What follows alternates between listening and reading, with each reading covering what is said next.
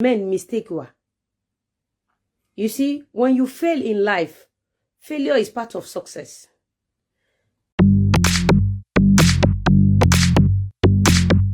Lizzie Anjorin gives relationship advice as she explains that when looking for a partner, one should consider if the person can double the money you provide. She mentioned that she can do anything legit to put food on her table, and she added that she's an aggressive person when it comes to business. In quotes, "Be careful if a guy doesn't give you money," Lizzie Anjorin advises in her words. She also explained the consequences from having too much male friends as a lady, because male gender are more jealous than the female in her opinion. She advised guys not to play their future wife while dating, as she talks about loyalty for men. While her husband joined the show, she blasted a viewer who commented about her husband having 5 wives, as she debunks the claim and added that nobody came out with evidence. Her online show was lively with her husband present, and she asked him hilarious questions. Her husband advised that viewers should verify news they hear from social media before reacting in any way. Lizzie Anjorin advised her viewers to not limit themselves while searching for a partner. She listed more advantages her buyers would benefit, like top-notch security and guarantee for a solid land when they patronize her brand, Lizzie Anjorin Properties. You can chat her up.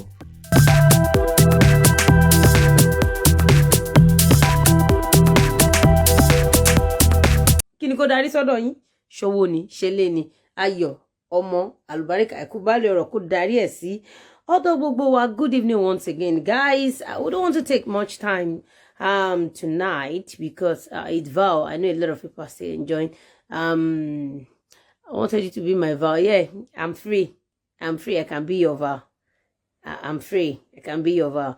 So King Place Boutique, Idaya Makonjola, Coffee Cakes Official, Adoni 84, Titi Layo. I love you guys. Okpedokun, Olakitan, Fumilayo, Oladele. I love you guys. Thank you. With my bens, Nikki, my mention Oruko Atiko Malo. Tonight, what I'm here to discuss with you tonight is about love. It's about love. Yesterday is Val, and I said something this morning. I said, do not use your future wife to do ikpakpano. Yes, a lot of people use their future wife to do ikpakpano, and some use their future husband to do toothpick. Someone said, how about ladies that use their future husband for toothpick? It's tit for tat. Everything is interwoven, you know, is vice versa. But so far so good. People that are closer to me, I normally tell them that, see, when you want to marry a woman or you want to marry a man, number one thing you have to consider is, will this person be there for me when things are not moving well? One, will this person be able to help me to turn my 1 naira to 100 naira? Don't forget, we all have our bad side and good side. Like me, I'm aggressive when it comes to business. I am extremely aggressive when it comes to business. When it comes to business, I don't have shame when it comes to business. I can do anything. I can sell anything. I mean, legit. I can go extra mile to put food on my table. That is personality. And if you look at my personality very well, I am not a quiet person. Get that. Greatest. I saw someone that said, greatest Oswite. Greatest. Ipapano in English is snack. Yes, it says snacks. So I am not a quiet person, and a lot of people, you know, say a lot of things that I'm controversial, I'm this, I'm that. Yes, they see me as a controversial person because they couldn't get it. They are so dull. They are so dull and dumb. They couldn't see that the fact that this lady is very hardworking. This lady works so hard. So if you work so hard, if you are not the kind of person that hold back to do any business, to put food on your table, of course you'll be aggressive in nature. So if you don't want a woman that is aggressive in nature, or you want your woman to be quiet, you want your woman to be joko sibe, yoma joko sibe, so you can't expect such woman to turn 1 naira to 100 naira because you know that that woman is quiet.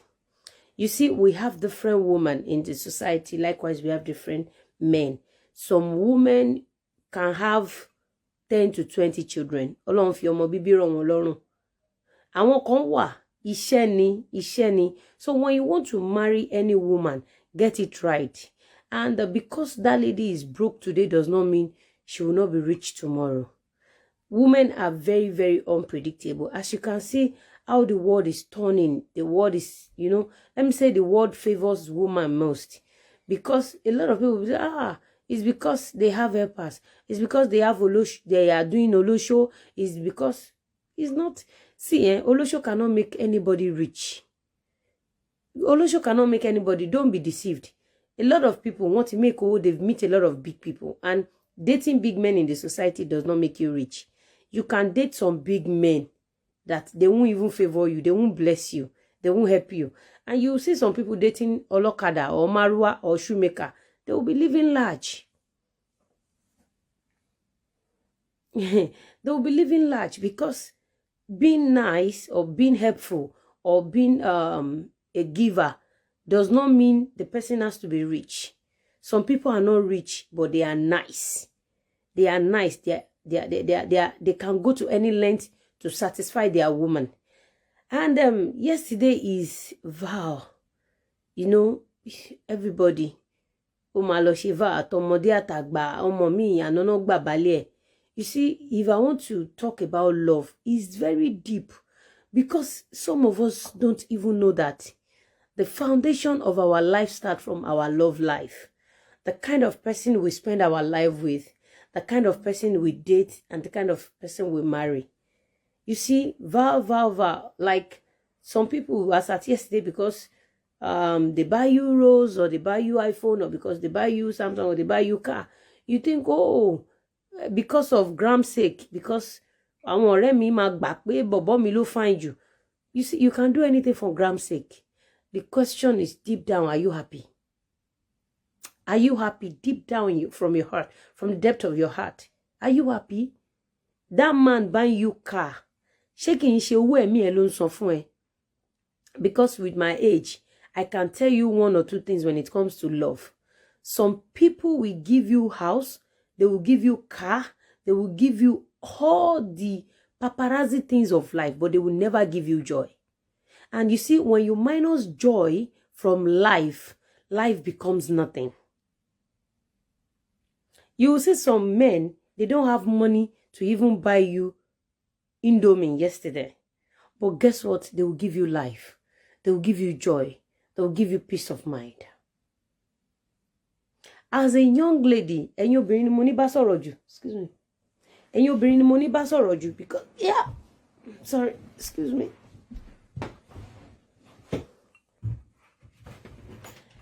And you're bringing money, sir.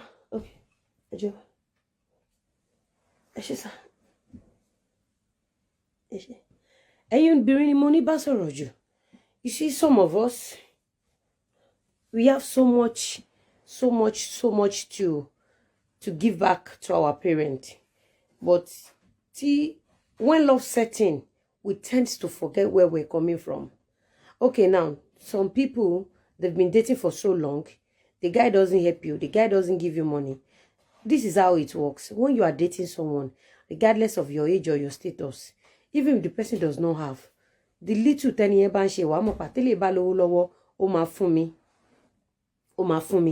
can't compare that person with someone that only, but is not giving you. You know, this guy has never, offer you dime before, and you love the person. And do you know what? Men likes women that doesn't ask them for money at all. As a matter of fact, oh God.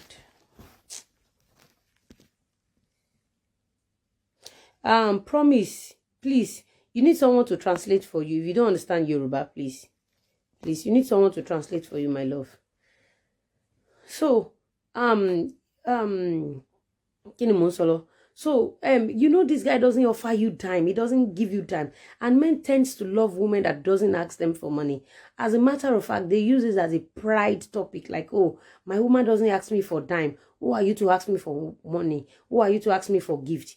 I hope you know as a woman that a man that doesn't offer you dime during relationship will never give you dime when you have a baby for the man.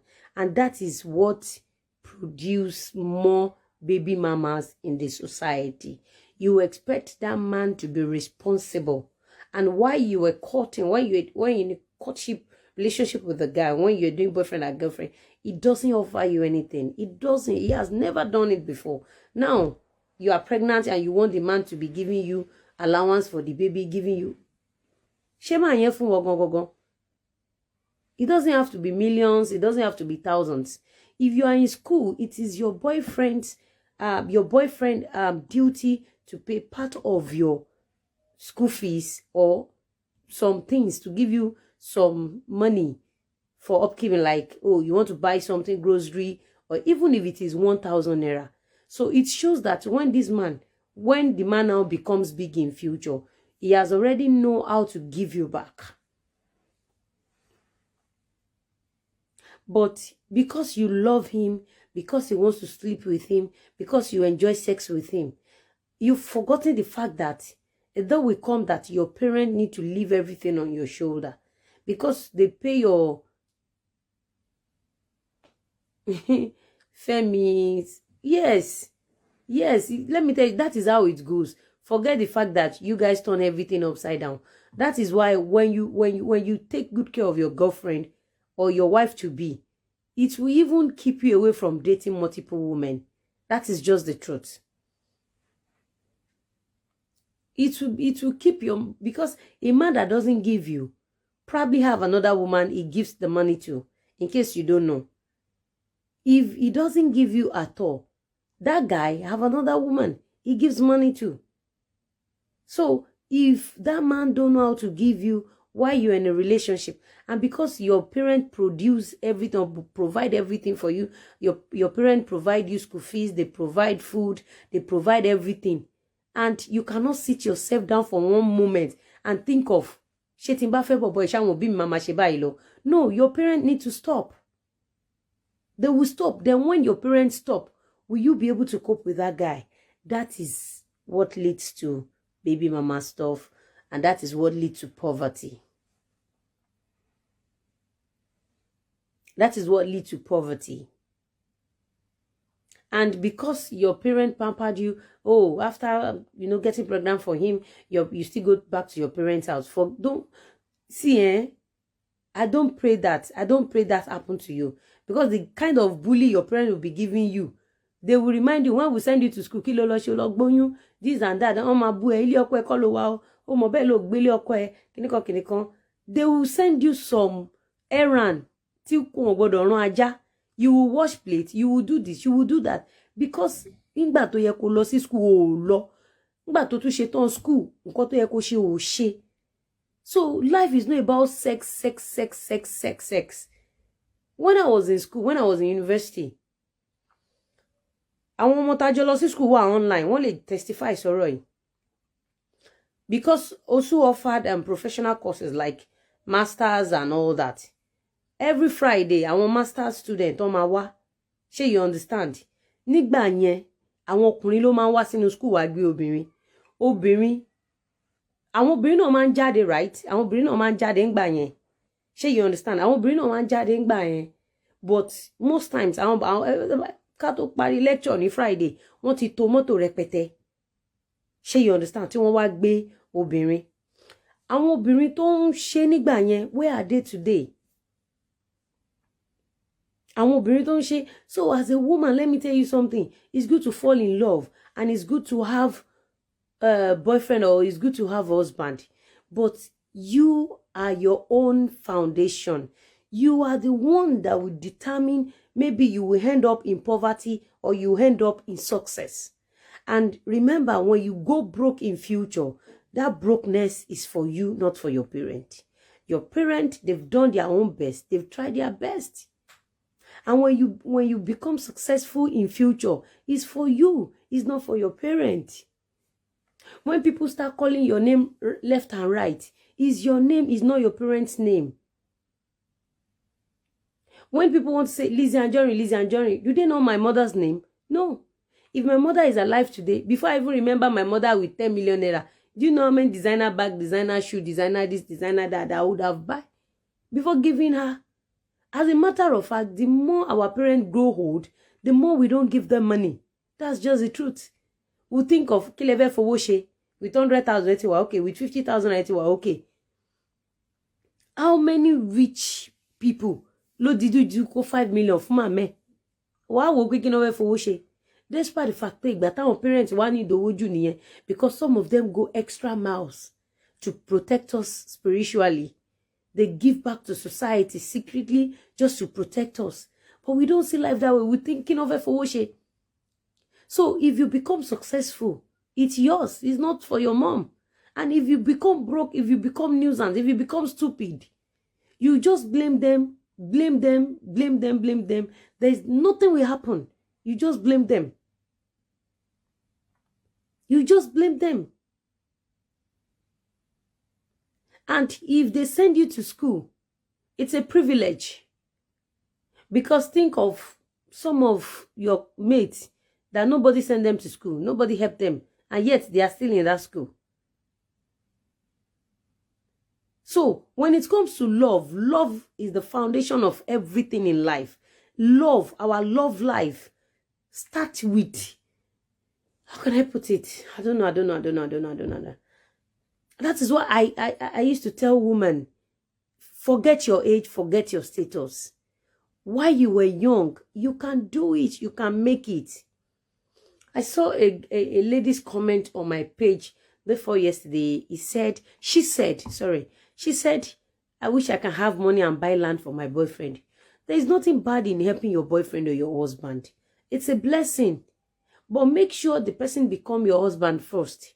And make sure he's a man that will respect you. That's another thing.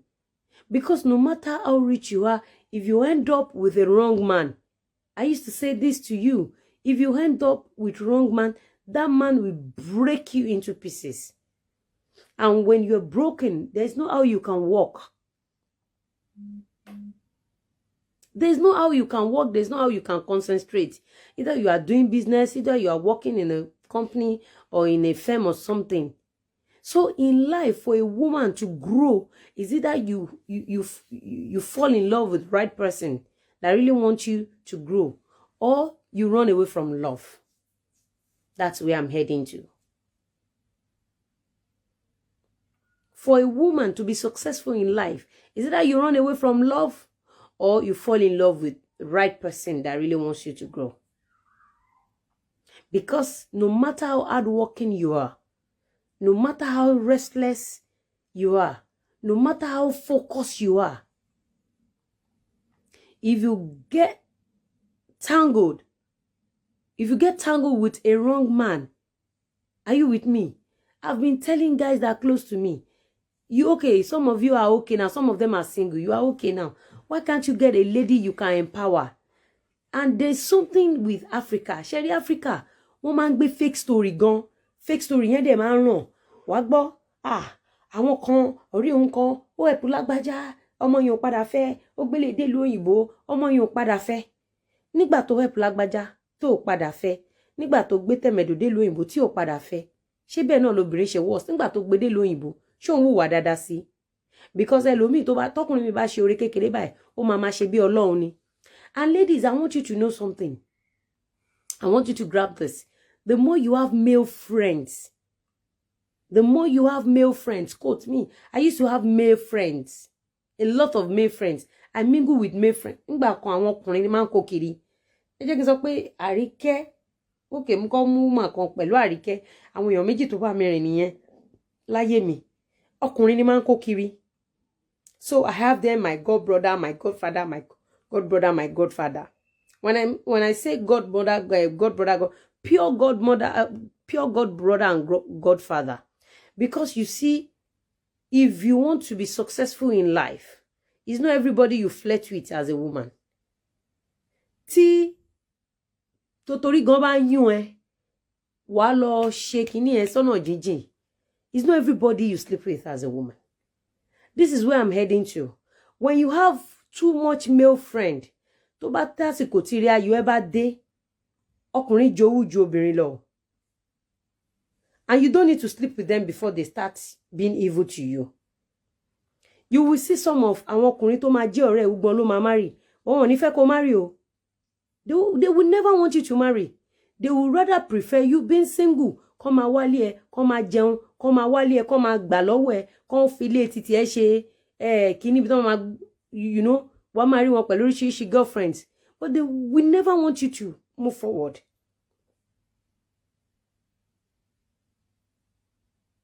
They will never want you to move forward. So kò sí nǹkan tó ní bẹ̀rẹ̀ tí ò lópin kò sí nǹkan tó ní advantage tí kò ní disadvantage. As a woman recently èèyàn kan sọ fún mi pé àwọn obìnrin òun wọ́n máa fẹ́ ọkùnrin kan náà nínú sáàkù kan. You see ẹ jẹ́ ká sọ pé ìgbà èwe ń ṣèyàn but whatever you do as a youth we are with you. It's waiting for you in future. It's waiting for you.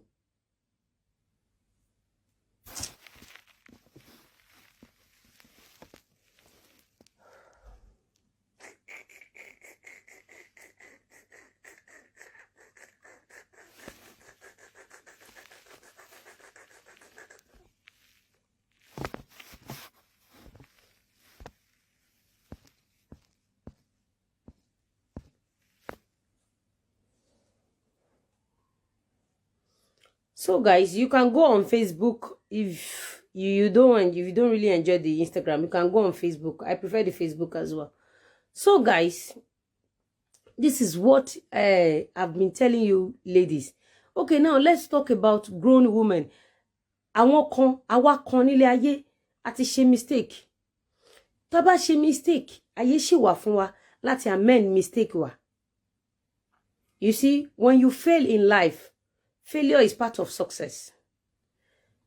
Being failed or you fail in whatever you do is not the end of the life or end of your life rather.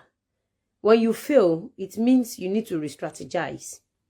Some people fail and they will dwell in that failure because they can't stand up and re-strategize. Some cannot even leave their past. They hold on to the past. I saw something today and it broke my heart. Though it's none of my business. But mo kàn fẹ́ ká wo bó ṣe rí ní society ni. An actress came up a few years ago. The lady was ranting, and we all blamed the lady. We all castigate, you know, we all bring down the...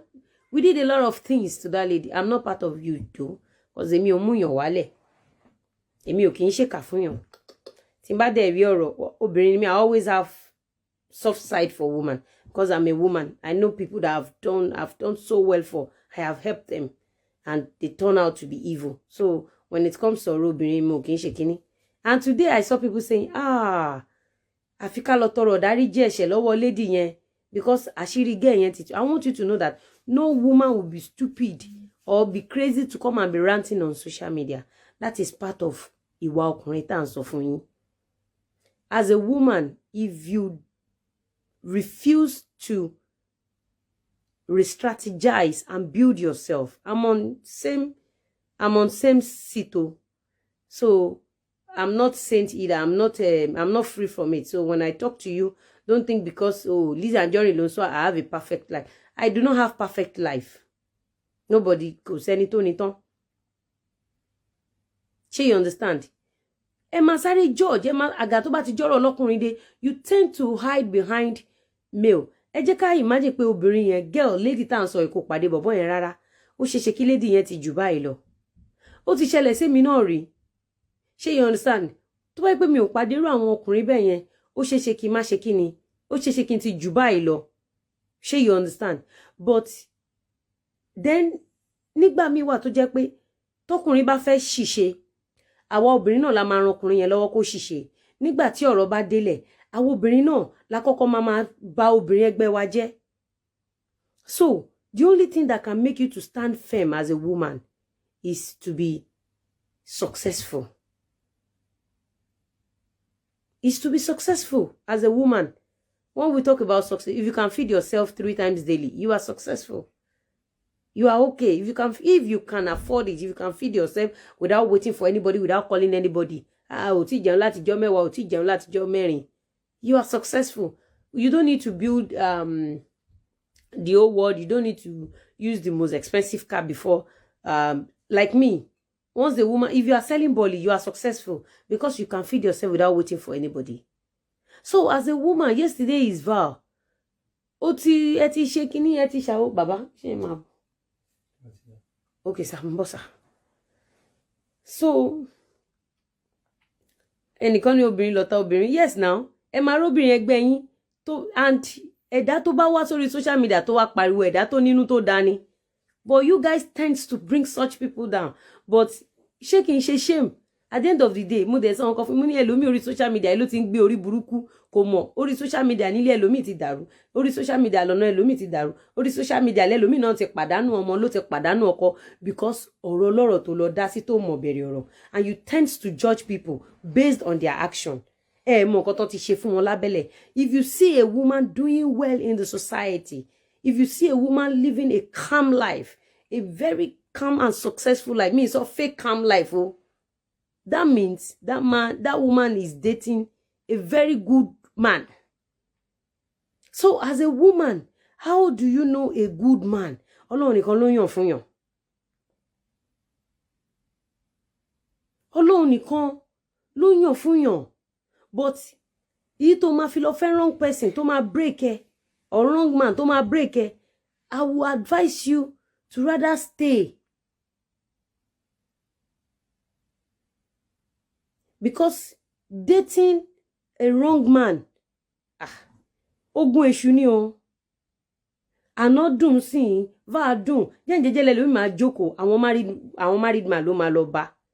Ngbà tán bá máa gbé story yẹn lórí social media, àwọn ní drag ọkùnrin yẹn mọ́, obìnrin náà máa drag. Ṣó possible kóbìnrin lọ bá married man ni? Ṣé bí tẹ́ bá rí married man mi, ó nice sí side chick ju ìyàwó ilé ẹ̀ lọ.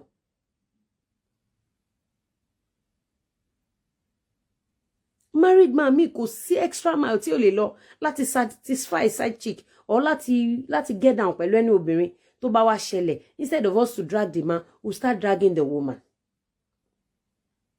Ètò ṣì máa lọ bọ̀, a fẹ́ gbé bàbá wa Alhaji Abdulateef Lawal, the CEO Adelat Autos, a fẹ́ gbé wọn wọlé gẹ́gẹ́ bí ọkùnrin. A fẹ́ káwọn náà kàn bá wa sọ̀rọ̀ kí ló máa ń fà tí ọkùnrin fi máa ń fi obìnrin ṣe ìpápánu. Kí ló máa ń fà tí ọkùnrin máa fi obìnrin ṣe ìpápánu. And àwa obìnrin, mo fẹ́ kí a learn one or two things because ọkùnrin làwọn nǹkan tó kọjú sí wa ẹ̀yìn ló kọ sí wa. Because àwọn kọ́kọ́ máa ń yà mí lẹ́nu pé why tí ọkùnrin mi wà tẹ́ pé obìnrin máa ṣe gbá fún, obìnrin máa ṣàwo fún. Mo rí story kan náà recently. Wọ́n ní ìyá kan ó date ọmọ kan. If a woman that is okay tó bá náwó fún ẹ gẹ́gẹ́ bí ọkùnrin, ṣé bó yẹ kó lóyà ni? So why jẹ́ pé o máa gbowó lọ́wọ́ ìyá kan àbò máa gbowó lọ́wọ́ obìnrin kan wà ló máa ná fẹ́ lòmíì. I don't know. Mo sọ pé and ọkùnrin mi tó bá wo gbogbo wa yẹn tán at the end of the hour broke. It means o ti rí obìnrin mi wà tẹ́ pé ilé tailor ló ti máa lọ mú kọ ní láti set up. Obìnrin mi wà ó máa rí tó ń kiri ẹ̀pà nínú hold up. Ó ní kó mú ìwọ kó mú kó tí ẹ fi 1 million naira dánwò nínú àdúrà owó tó wà lọ́wọ́ ẹ̀. Wàá rí pé ó máa san 1 million. Wẹ́ ẹ̀ ní ṣe yẹn o. Àfàwọn ọmọ tó set tó ga tó síngbọnlẹ̀, àwọn ọmọ tó ṣe gbá tó ṣàwo, that lady is quiet. Tó bá yá lẹ́yìn ọmọ 5 tó Olympic bá follow àbí kí náà kò Olympus bá follow yakata. Wàá ṣe máa wá side hen kiri, wàá máa wá side chick kiri. Today's topic, Maka said, what is today's topic? Today's topic is, do not use your future wife to do a papano. Don't use your future wife as snacks. You should know why you are here. And I'm talking to ladies. That, okay, yesterday is Val. Life is not about giving you car, giving you flowers, giving you house, giving you this. It's about having rest of mind. It's about that man giving you love. It's about that guy giving you loyalty. When a man is loyal to you, Ifaloriko, do you know loyalty is bigger than any other thing in the whole world? When your man is loyal to you, you will be able to move mountain. But when that guy give you the whole world without being loyal, Omo, to bá ṣọ́ra wa end up sorrow. bàbá wa ẹ kálẹ́ sà. Kálẹ̀ o. Yes sir. Yes sir. Ẹjọ́ sà á nídìí yín lọ́wọ́ bíbá.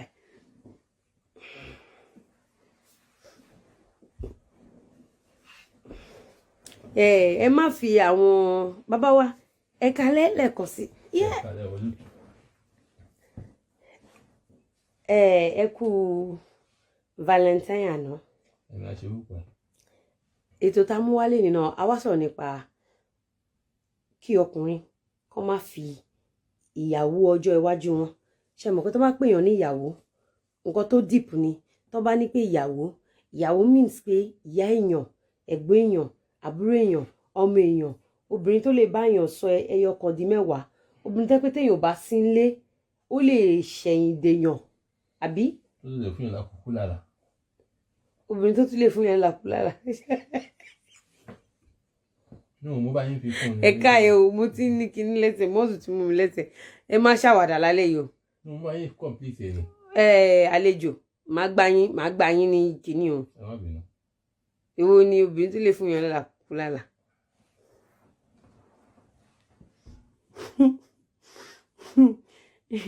Mo gbé tó bá sọ 1 naira di 2 naira tó ṣe ìyá tó ṣe bàbá tó ṣe gbogbo ẹ̀. Tí bá fún yàn lákòókò lára kò lè tẹ́yàn lọ́rùn náà. So ó gbọ́dọ̀ tún fún yàn ẹgbọ́ bíi tí. Adé orí ẹ̀ nìyẹn, ó gbọ́dọ̀ fún yàn lákòókò lára. Àyẹn ládé orí lákòókò lára yẹn ládé orí ọ̀kìn. Àwọn dọ́gì pínpínpá.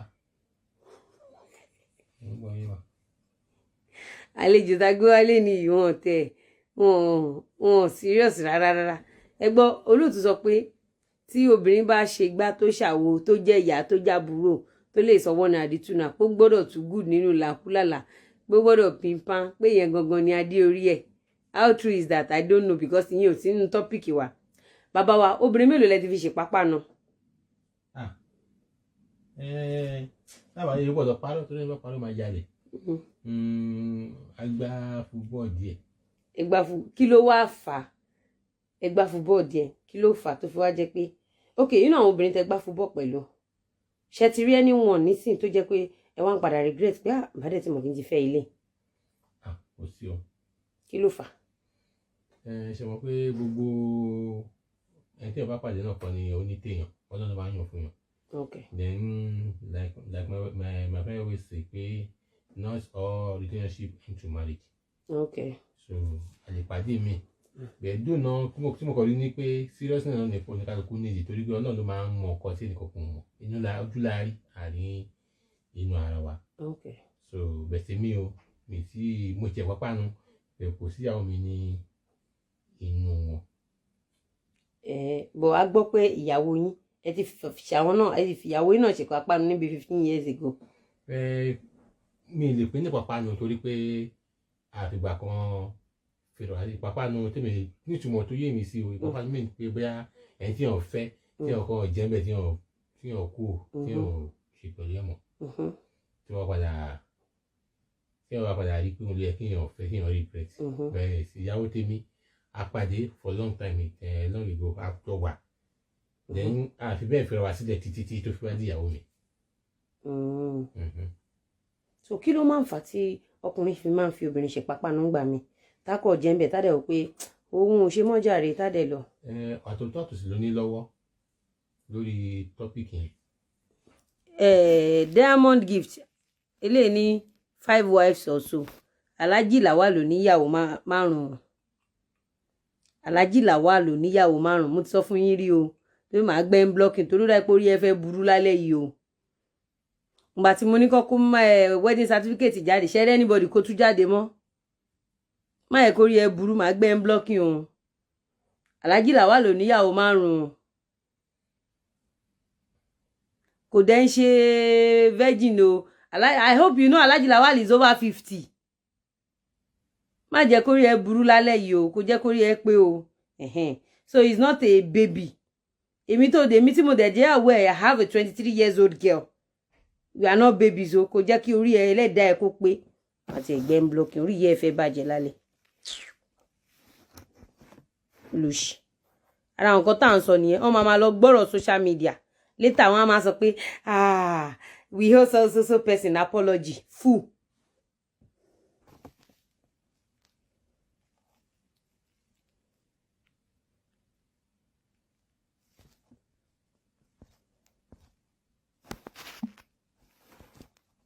àti sọ fún yín o fúù ni now Alhaji Lawal kò fẹ́ yàwó márùn kò fẹ́ rí nǹkan tí mo mọ̀ ni pé Alhaji Lawal náà àwọn tìjọ máa ní àwọn tó jọ ṣe ìpápátẹ ara wọn tó ti jọ ṣe pápánu ara wọn àwọn obìnrin adẹ sọ fún wọn ìwọ tó bá wọn pò lọmọ fàlàjì Lawal lọ wá ṣe DNA àti rẹ ní kankan dọlà so ìyàwó kan làlájì Lawal ní tó jẹ́ legal wife ẹyọ kan ni so jẹ́ kó rí ẹ pé o má distract wá ń bí báyìí olóṣì owó yẹn sọ̀rọ̀ I think wife so wèrè ìwọ ló bá fẹ́ ó ń wá rí ó sọ pé òun máa fẹ̀ṣẹ̀ ya yín lójú ńjọ́ kan ọjọ́ tó bá sọ lójú ẹ̀ olóṣì. kò lè má sí kàńdà nínú rẹ̀ sí.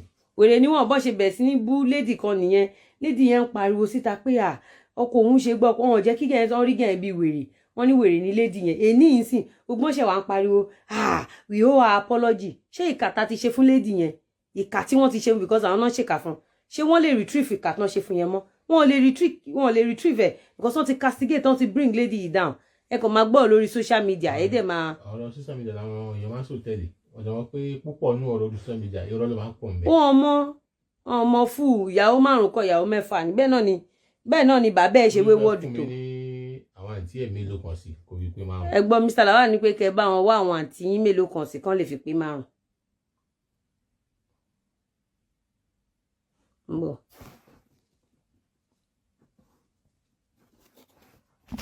àti sọ anybody tó bá ti bímọ fún Mr. Lawal ẹ gbé wá. ok bàbá wa ẹ má ẹ kàn pàkúta sọ̀rọ̀ wa jàre à ń gbọ́ kí ló máa fa tí ọkùnrin fi máa ń fobìnrin ṣe ìpápánu. mo ní pé ó wà lọ́wọ́ àwọn méjèèjì ọkùnrin ṣe ní lọ́wọ́ obìnrin náà ní lọ́wọ́ àmọ́ wọn pàtàkì ìbílẹ̀ ni pé ẹni tí yóò bá ṣe lọ láyé kó fọpọlọkùn yóò máa ṣe lọ́wọ́ àti fọpọlọkùn tẹ̀ kó láàkíyèsí ṣẹ̀mọ́ ó lè pàdé ọmọ mi pé táìmù tó bá pàdé ẹ̀ nǹkan máa ṣe dáadáa fún yàn ẹ tó bá jẹ́ tó lójú inú ẹ̀ kó pé ó dà pé ìyàwó mi nìyí ilé lórí pàdé ọmọ mi tó yẹ kí wọ́n pe ẹ wà láti mọ̀ tá a ṣe iṣẹ́ gbà wọ́n ti ṣe wá rí báyìí irú yẹn náà tún wà àmọ́ gbẹ jù lọ ní pé kí èèyàn ṣí ọkọ lẹ́lẹ̀ kọ́ náà dẹ̀ tún fi wá mọ̀nà. bàbá wa ibi tí mò ń lọ lélẹ̀ ṣe àwọn obìnrin mi wà kò kí n tún ara ṣe obìnrin mi wà kò kí n tún irun ṣe obìnrin mi wà kò kí n tún abẹ́ ṣe obìnrin wà kò kí n tún ẹnu ṣe àbí nínú nǹkan mẹ́rin tí mo kà kalẹ̀ kí ló máa ń sáré ṣé nǹkan mẹ́rin ó lè jẹ́ kí ọkùnrin fi obìnrin ṣe ìpápátẹ̀.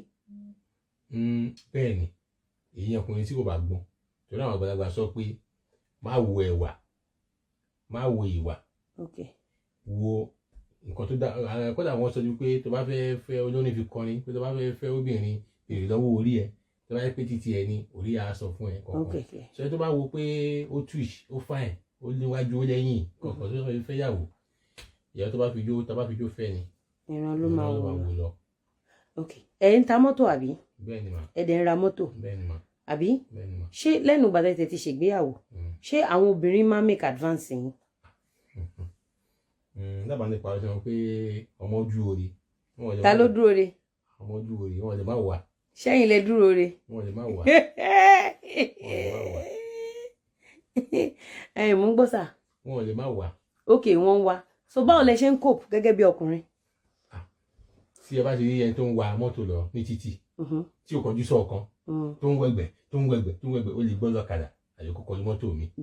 so when you are doing something concentrate pẹ̀lú nǹkan tó ń ṣe wá sí fi tó ń lọ òlì ní wàhálà so àwọn yẹn side attraction ni mo rí wọn sí so kò sáyè fún wọn. bàbá wa ká sọ pé láàárọ̀ láǹsìn ẹ wá fobìnrin kan ṣe ìpápátẹ̀ ó wá sọ fún mi pé òun lóyún o kí lẹ máa ṣe. àdájọ́ ò ní gbà alájà ò ní mímí gan mi ní dédé jíṣẹ́ alájà ò gbọ́dọ̀ gbọ́. alájà ò gbọ́dọ̀ gbọ́. gbòógbé nìyẹn. alájà ń sọ fún àwa obìnrin pé anybody o tó bá ti lóyún fún ọkọ òun kó máa gbé bọ̀. ẹ̀yẹ́kẹ́ nìkan gbé wá wò kọ́dá òbí òótọ́ ló ń sọ àbí kò sòótọ́. kí ló máa ṣẹlẹ̀. ẹnìkan sì gbé wá náà. but ẹ sì lè ṣe pápátẹ̀ lẹ́ẹ̀kọ̀ọ̀kan. ayọ̀rọ̀ àwùsùbìlà. bàbá wọn ròyìn fún wa. àwọn wo nìyẹn. àwọn èèyàn ròyìn fún wa pé. ọ̀rọ̀ kéré ní tí ò bá lé kan á di kan. bẹ́ẹ̀ni àti pé àdìbà ni mo ti gba Jésù sínú ayé mi kò sí wàhálà. kí lè rẹ gbà yìí. Jesus Christ.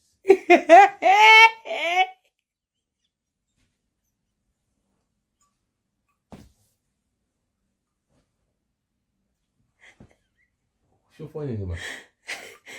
bàtẹ́ ń lọ Mẹ́kà. ẹ̀gbọ́n nǹkan tó ní lọ́gọ́ tí yóò dé. orí fọ́tà mi ẹ̀jẹ̀ fún mi lẹ̀ ẹgbọ́n mi Sàláwà odidi aláàjì tó lọ Mẹ́kà lọ́dọọdún wọ́n wá sọ lálẹ́ ó ní pé àwọn ọgbà Jésù. mo bu gentility jẹ ni. ẹ bu gentility jẹ wọn náà bu gentility. kí lè tẹ̀ ṣe bu gentility jẹ. Ọlọ́run ni. Ọlọ́run ni. Ọlọ́run ẹ wò ṣó alẹ́ yìí mi ìfẹ́ kẹ́ bàjẹ́ torí pé ẹ̀kan ṣàwàdà lálẹ́ yìí ni ẹ ló máa ṣe fàájì yìí òtútù tí ń mú yín. òótọ́ ọ̀rọ̀ mi sọ wúlò ló máa rí. kí ló dé bu gentility jẹ bọ ìgboro ni yín gbà kan sá even up till now ìgboro sì ni. ìgboro bíi tẹ́yìn sọ yẹn kọ sí kì í ṣe ìgboro ká máa jẹ pàpà tèkìrì ẹ bá jẹjẹ kú jẹ gan awúkùn.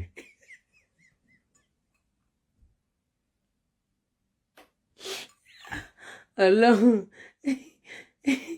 orí fọ́tà aláàjì ẹ̀fínlẹ̀ ó dàbọ̀ ṣé rí àlejò wa lálẹ́ yìí wọ́n kàn mú wa ṣeré ni àlejò wa ní alẹ́ yìí wọ́n kàn mú wa ṣeré ni. kí n tó máa lọ mà.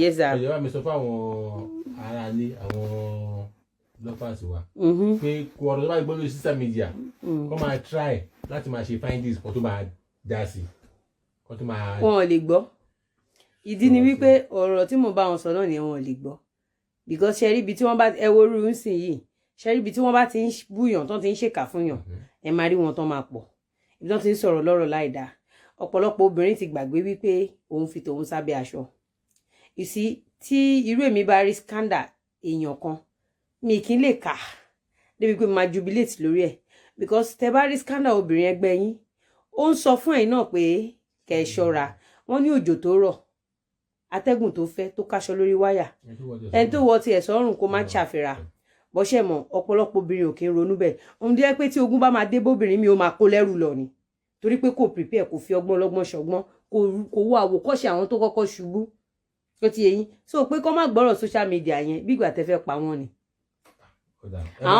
ẹ máa gbọ́ o. ok wọ́n ti gbọ́ so bàbá wa ṣé ẹ ṣì ń ta mọ́tò náà ẹ dẹ̀ ṣì ń ra mọ́tò náà ìtẹ́ wá sílé báyìí báwo lẹ ṣe ń ṣe bísínẹ́sì yín. iṣẹ́ ò dúró iṣẹ́ ṣì ń lọ ó dà ẹ ṣe sà a máa rí because alẹ́ yìí kí lẹ fẹ́ ṣe fẹ́ mímí olóòtú dání ni èyí ni ṣé kí n tẹ̀lé ń lọ ṣe fáà ni ṣé ẹ̀yin tẹ́lẹ̀ gba Jésù rẹ̀ ní 5 minutes ago kò sígbà tí ẹ ṣì ní gbọ́ ọmọ lọ fàlájà kò sígbà tí ẹ ṣì ní gbọ́ ọmọ lọ fàlájà ẹ lè rọ́bà bàbá ìwé wà o so bẹ ṣe wà yìí tẹ bá ṣe ra ata ẹ sì lè jẹ ata ẹgbẹ́ kan.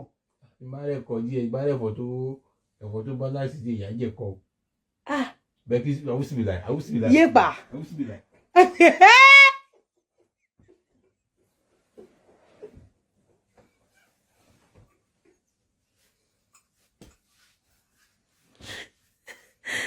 Oh God. Oh my God.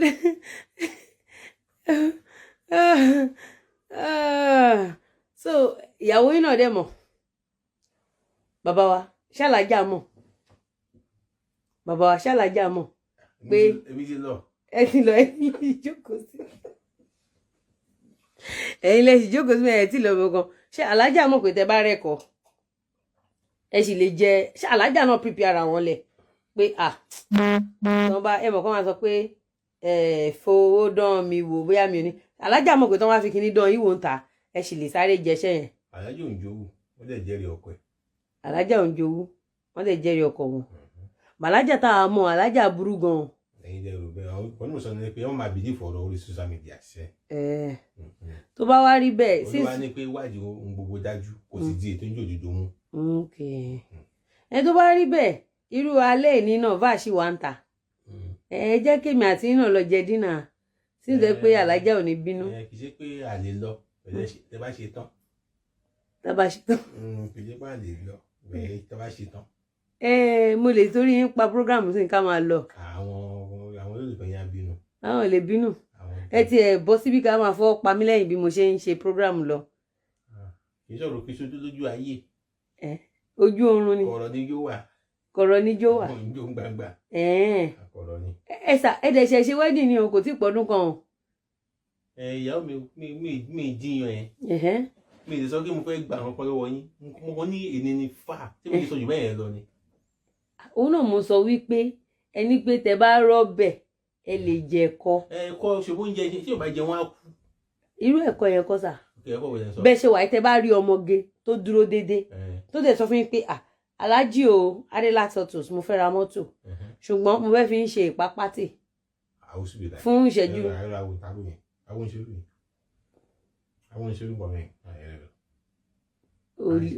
olè nírú yín àmọ́rú yín tá bá pa kámẹ́rà àmọ́rú yín. Alhaji Lawal kò sígbà tí ẹ̀yin wọ ọ̀dọ̀ Gistlover àti Instablog kò dẹ̀ ní dakọ́ gbé fọ́tò òhòhò tí yín síta. kí náà yẹn ń ta. àwọn tó máa ń bá wa mú àwọn ọkùnrin tó ń ṣèṣe náà ni. ọlọ́pàá làwọn. ọlọ́pàá ni wọ́n. Nàìjíríà ṣọlá ọlọ́pàá Nàìjíríà tó ń gba bẹ́ẹ̀. ìjọba ló dìde employ wọn Soso Corner àti Gistlover ìjọba ló employ wọn bẹ́ẹ̀ ni iṣẹ́ táwọn ṣe ni pé gbogbo àwọn ọkùnrin tó bá lọlé onílé àbí tó lọ ṣe nǹkan míì lẹ́yìn ìyàwó wọn àwọn náà máa ń bá àmọ́wọ́ yẹn máa ń rí kámẹ́rà. ìṣèwé bá sìn lọ bẹ̀ ńkọ́. tíyàwó ẹ̀ sìn lọ bẹ̀ alájà náà lè sẹ́yìn lọ. we are in love. ẹ̀yin àtàlájà wọ́n wá ra bisikíìtì fàlájà ní reception. kò sí wọn kódà gan wà mí àjòkó bá lóya mo fẹ́ mọ bẹ́ẹ̀ fẹ́ ṣe action kò ń bí àní ìyàwó mi very nice woman. ẹsà òtútù ló change system yìí o. ó ti mọ ọpọlọ àbí.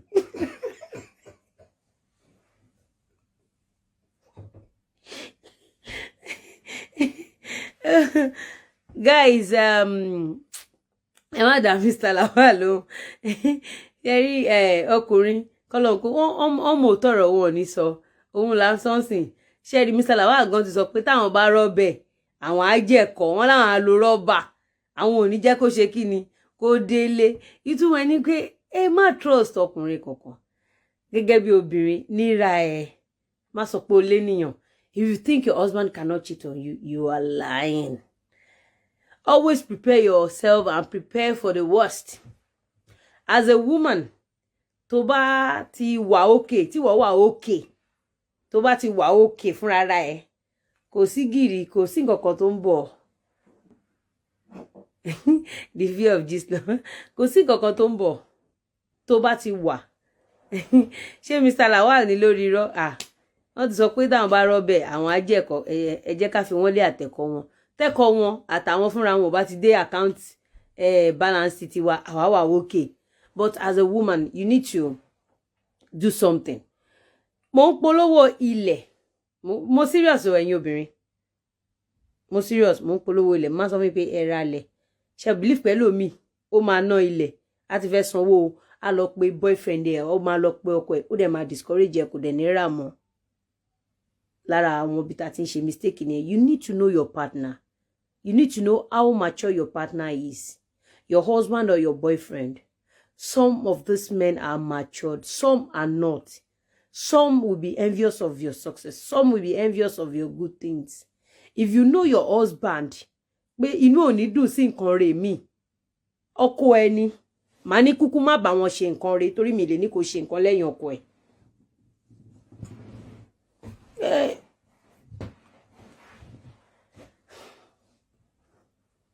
Mo lè ní kó ṣe nǹkan lẹ́yìn ọkọ ẹ̀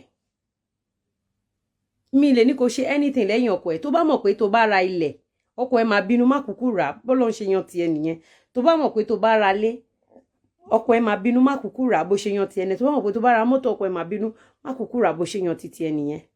But that is why as a woman it's good to choose a man that will always you want to be up there.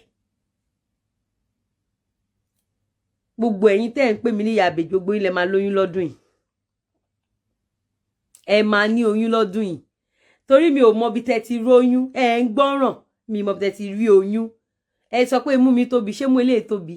Ṣojú mi change. Ẹ ń gbọ́ràn. Ẹ ríra yín wò. Máa bu super glue sẹ́lómi lójú. So as a woman, Mr. Lawal sir.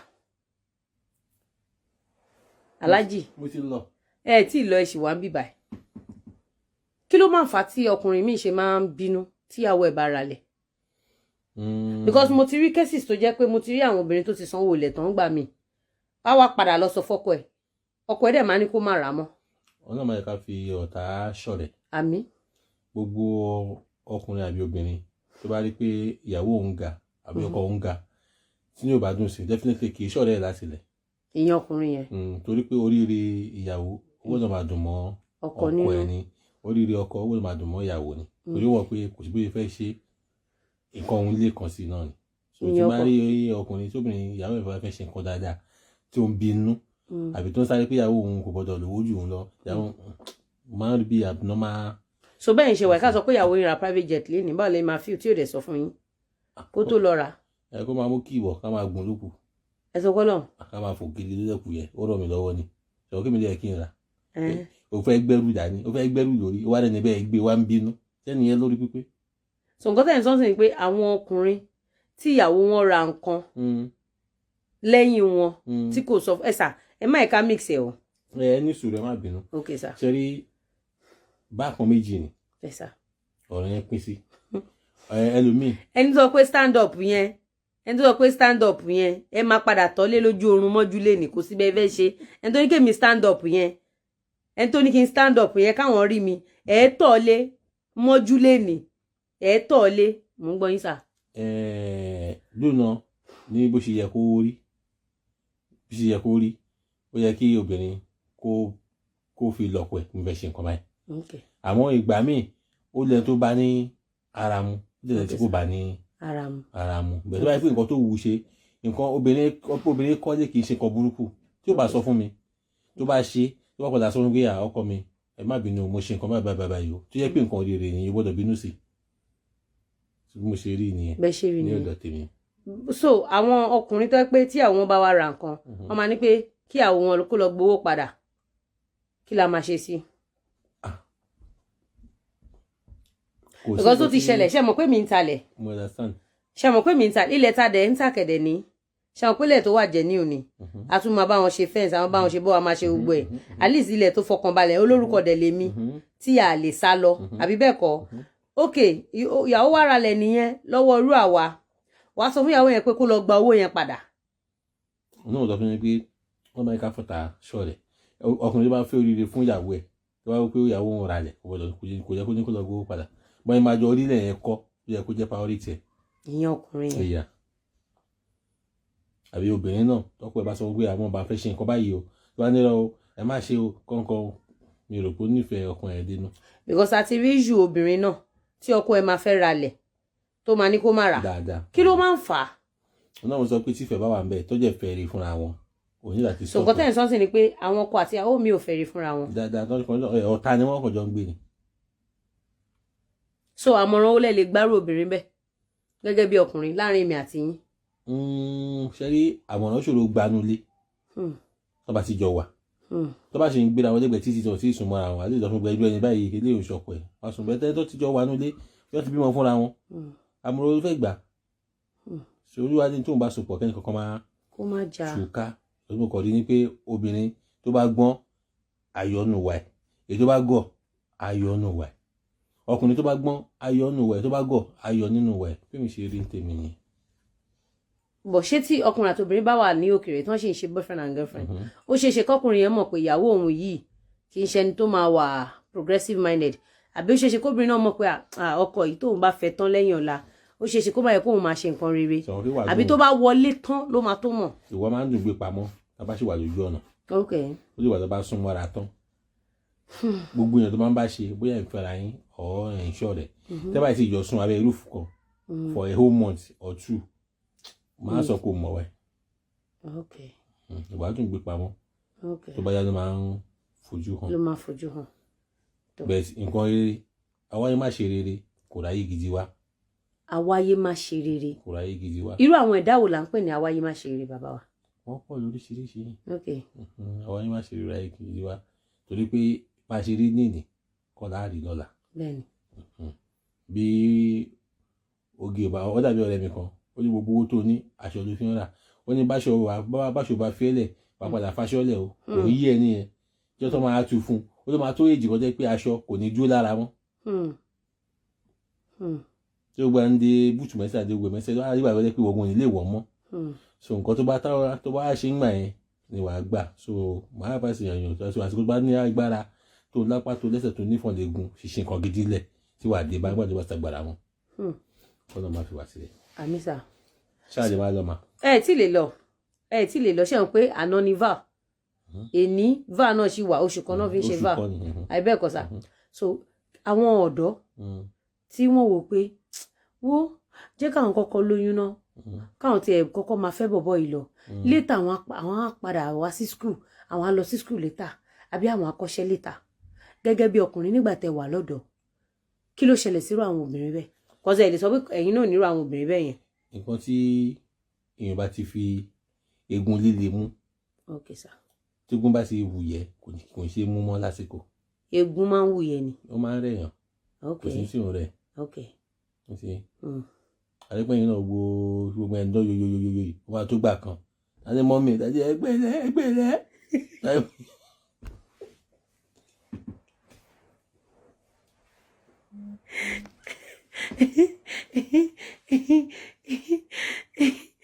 Oh God ẹ̀rọ ọ̀nìkè mi gbogbo ẹ̀ńdọ́ yìí yóò sì pé tó bá yẹ̀ mí náà di ẹgbẹ́lẹ́ ok ẹ ṣe bàbá wa so nǹkan téèyàn bá fi egungun ṣẹgbọn tí bàbá sọ wọn ní nǹkan téèyàn bá fi egungun líle mú òun ló máa ń pẹ́ lọ́wọ́ èèyàn lára àwọn kan ló lè fi egungun líle mú gẹ́gẹ́ bí obìnrin òun náà ni pé kó túnra ṣe túnrun ẹ ṣe tó bá lówó rájú èrè pamọ́ tó ṣe tún tà tó bá lówó ra ilẹ̀ tó bá lówó kó kọ́lé okay let me tell you something nígbà tí mo wà as a single girl mo wá ń ṣe ilé kan lọ mo wá bè lọ godfather mi nígbà tí mo bẹ̀rẹ̀ foundation yẹn mo wá bè lọ godfather mi àwọn èèyàn rẹ́rìn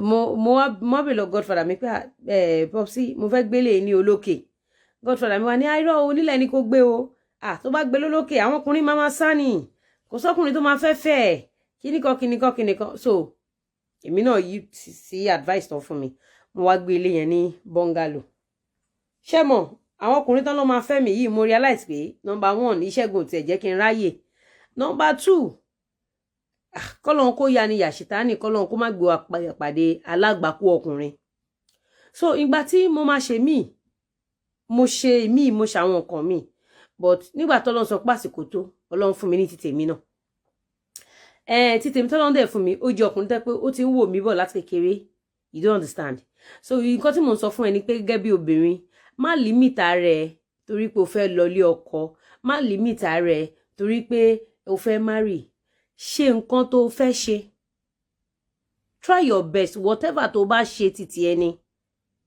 as a matter of fact no matter how rich you are as a single woman when you become 2 tó bá lọ marry bó ṣe máa fò fúlẹ́ńgé kò ní dàbí ìgbà tó wà single mọ́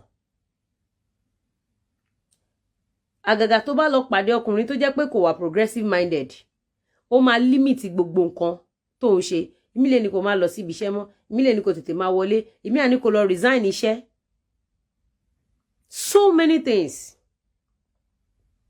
things ló ń lead sí downfall obìnrin and tí home tó bá fẹ́ break tí poverty bá fẹ́ setting sí any home ìpàṣẹ obìnrin ló ti máa wá tí ò bá ti sóúnjẹ ńlé mọ́ fọ́mọ tí ò sóúnjẹ ńlé mọ́ fún ìyàwó apparently ó máa kan ọkọ so má hold back because you are a woman don't hold back because our obìnrin most things don't break iwájú marriage ni I want to do this because of marriage I don't want to do this because of marriage I don't want to be too much because of marriage I want to be kiniko because of marriage. What is marriage? Love leads to marriage. Abibeko, love leads to marriage. And this love is so strong that it can lead to poverty or success. Love is a very strong foundation of life. Either as a man or as a woman. Some men, ó tẹ́ kàn fi ṣoríire láyé yìí, ọ̀rọ̀ love ló bá lọ. Bàbá wa tán jókòó yìí. Àwọn ọmọ etán náà sórí love, bàbá rẹ̀ wá ń bí. Bàbá wa. Bàbá yín ti sùn. Bàbá ló ṣì wà lórí ìjókòó yìí. Bàbá wa, ó tó obìnrin mélòó tẹ́ ti gbé dìde tẹ́ bá kà á lé ní èjì. Ọlọ́run gbẹ̀dà dìde á gbìyànjú. Ẹ gbìyànjú tó mélòó. Ká gbìyànjú. Because a gbọ́ nínú nǹkan tá a gbọ́ ń pa yín kì í ṣàlájà nìkan náà ni pé ẹ gbé wọ́n ní pé oríṣiríṣiríṣiríṣiríṣiríṣi obìnrin lẹ ti gbé. Mi ò ń ṣe gbéyà. Wọ́n ní gbéyà yẹn ṣẹ́nu ẹ bò wọ́n lẹ́yìn gangan lẹ́yìn jẹ́ bẹ́ẹ̀. Mi ò bò rárá. Bàbá wa tẹ́ bá kà lé ní èjì láàrin mi àti yín nígbà tẹ́ ṣe wà ní ìgboro gangan ẹ jọ̀ọ́ ẹ kọjú sí mi ní tẹ́ fẹ́ béèrè nǹkan kan. Ibo ni ìgboro? Ẹ máa bọ̀ ná ẹ máa bọ̀. Ṣé mọ̀ pé à ń fọ̀rọ̀ gbara wa níyànjú ni. Àwọn olólùfẹ́ mi dẹ̀ mọ̀ pé àmì true sayer wọ́n mọ̀ mí pé èmi máa sọ bó ṣe rí ni àìbẹ́ẹ̀kọ́ bàbá wa. Nígbà tí ẹ wà ní ọ̀dọ́ ṣé mọ̀ pé ẹ wọ certain age kan ọ̀dọ́ níyàn àgbà but ẹ wọ certain age kan lẹ wo pé wo kíní ìyá need to change but tó bá ní pé ká wò láti gbà wo lẹ ti ń empower obìnrin. Tí wọ́n bá pàdé. Bí èjì wo lẹ wà sà tẹ̀tí ń empower obìnrin pé ọmọ yìí mo fẹ́ ẹ̀pọ̀ ẹ̀ lọ school eléyìí mo fẹ́ ẹ̀pọ̀ ẹ̀ lọ lóyìnbó eléyìí mo fẹ́ ẹ̀pọ̀ ẹ̀ ṣègbà láti bí èjì wo lẹ ti bẹ̀rẹ̀. Ó ti pẹ́ náà. Bí èjì wo lẹ bẹ̀rẹ̀. At least a ti máa wọ bẹ́ẹ̀ bí close to 30 nígbà yẹn. Close to 30 ok láàrin 30 yẹn bàbá wa ṣe ẹ ṣúọ ok láàrin 30 yẹn sí èjì tẹ wà yìí ó ti tó obìnrin mélòó tẹ́ ti ràn lọ́wọ́ dìde. Àwọn tó lọ́rùn wá sí náà ni. Àwọn tó lọ́rùn yín sí. Ẹ lè sọ pé iye báyìí. Ẹ lè sọ pé iye báyìí bọ́n wọ́n pọ̀ ẹ ti help èèyàn lọ sí school rí. Bẹ́ẹ̀ni. Dáadáa àbí bí ẹyọ kan. Àfọpẹ́ fọlọ́run. Ẹ fọpẹ́ fọlọ́run. Àfẹ́sìrè ògùn. Àfọpẹ́ fọlọ́run. Wá pa. Ok sà ó ti yé mi òtútù tí wọ́n bá wà ní òtútù burúkú kì í ṣọ̀rọ̀ rẹ̀gùn à ń fọ̀rọ̀ jomi tó rọrọ̀ ni bí àwọn mẹ́rin lẹ́yìn náà ti rán lọ sílùú òyìnbó. Àwọn díẹ̀ náà. Ẹ̀rọ àwọn díẹ̀ bàbá káwá wò owó tẹ́tí náà yìí so far so good ká sọ pé ẹ fẹ́ tọ́jú owó yẹn láti tó yín ṣe kíni. Ó ṣe nǹkan gidi o. Sá. Ó ṣe nǹkan gidi. Ó ṣe nǹkan gidi so tá bá wo ìfẹ́ tí affect ẹ̀yin náà rí ní ká sọ ó ti affect yẹn rí àbí ṣẹgbọ́ question tí mo bèèrè lọ bàbá wa ń sìn ó simple wọ́n ní ìfẹ́ tí affect àwọn náà rí bó ṣe wà lóbìnrin náà nìyẹn àìmọye ọkùnrin tí irú wa náà ti ràn lọ́wọ́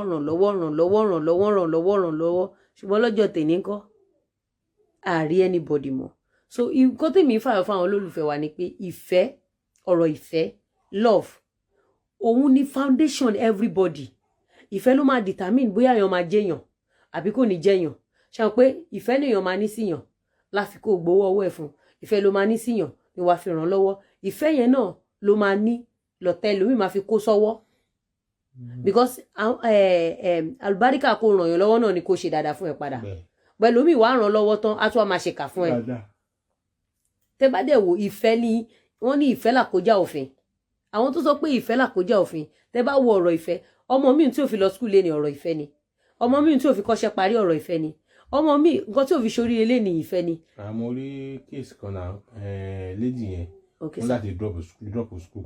ó drop out ok. owó táwọn parents yẹn fún wa fi finance ọkọ ẹ̀ boyfriend ẹ̀. ok sir. àti lọ́dọ̀ tí bọ̀bọ́ yẹn dágbére fún kó tó travel out. bọ̀bọ́ yẹn wá travel out. bẹ́ẹ̀ lọ ó rán màá díẹ̀ lóko. gẹ́ẹ̀ náà wà ń kọ́lé ni. mo kàn kọ́ máa kọ̀ sọ́nbì kan mi mọ lady náà tó yẹn bẹ̀rẹ̀ kí ni ibi tí mo ti rí ibi tí wọ́n ti gbé wá ń tọ́jú ọpọlọ fún mi ti rí. ìyẹn gẹ́ẹ̀ náà. wọ́n á sọ sórí ẹ̀fún mi kẹ́kọ̀ọ́ tó ṣe tó ṣe rere tọ́wọ́n ní ìyẹn máa ń ṣẹlẹ̀ sóbìnrin mi máa ń bìlí pé ìyẹn olè fẹ́ni kan lẹ̀ kó wáyà wèrè ní belief.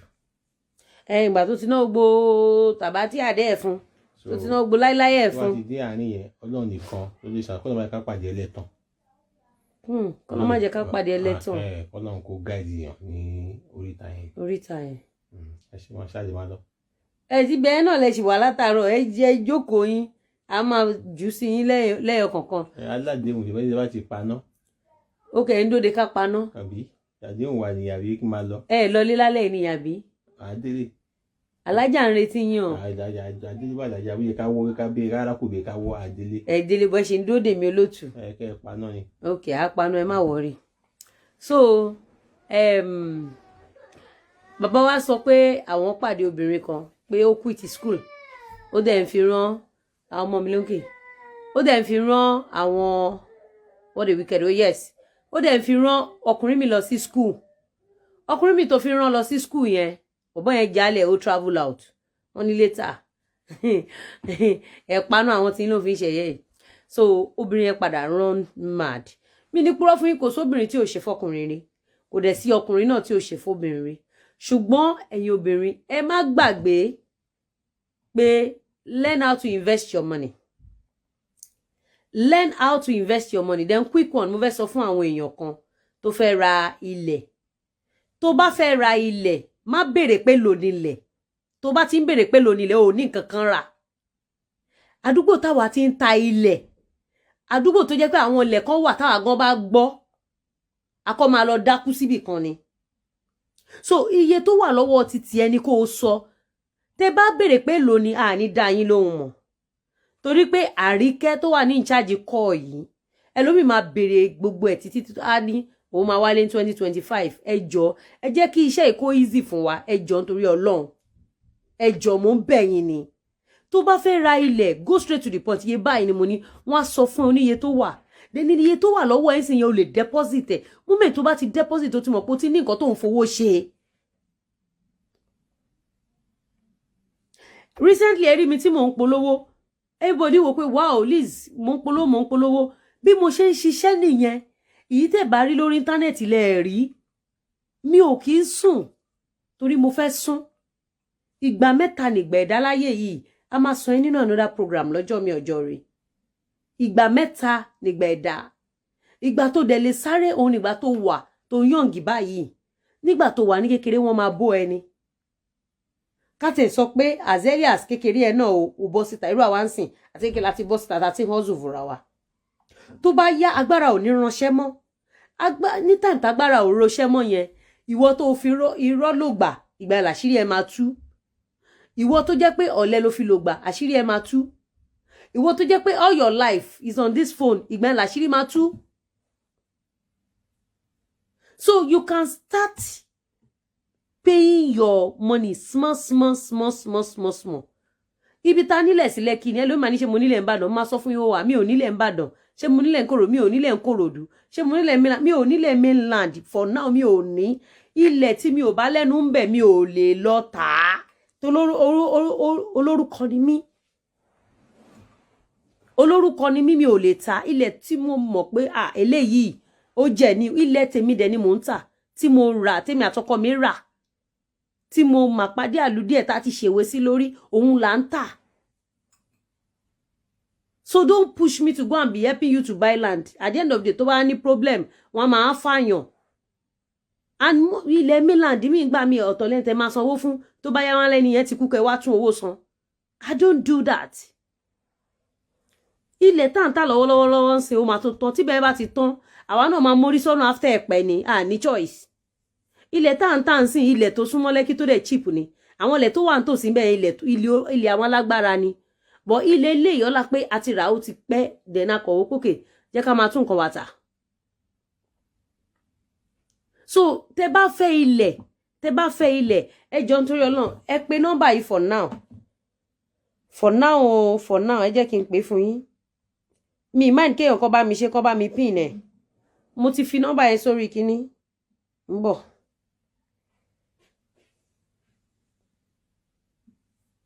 Mo ti sọ fún yín anything tẹ bá fẹ́ ẹ má máa sọ pé èlò nílẹ̀ ní dá yín lóhùn. Tell me your budget. When you tell me your budget, I'll be able to tell you àǹtí iye ilẹ̀ tó wà rèé èmi ò dẹ̀ ń tọ̀yàn ẹlòmíì máa lóhùn nídìí ilẹ̀ 1 million. 1 million is a huge money. To gather 100,000 in Nigeria of today, anywhere in the whole world, ẹ tọ́jú 1 million is a big money. But kò ralẹ̀ níbẹ̀ yẹn. Hold on o.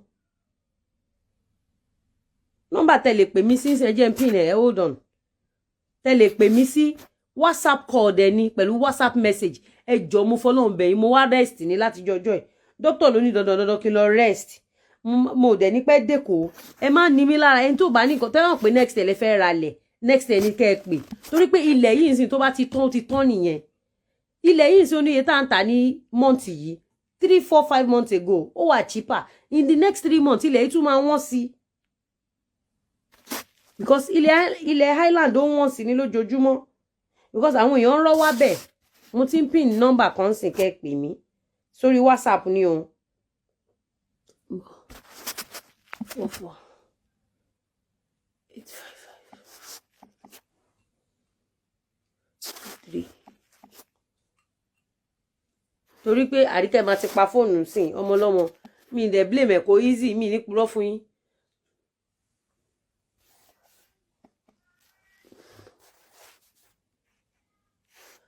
Plus 44 744 am I right?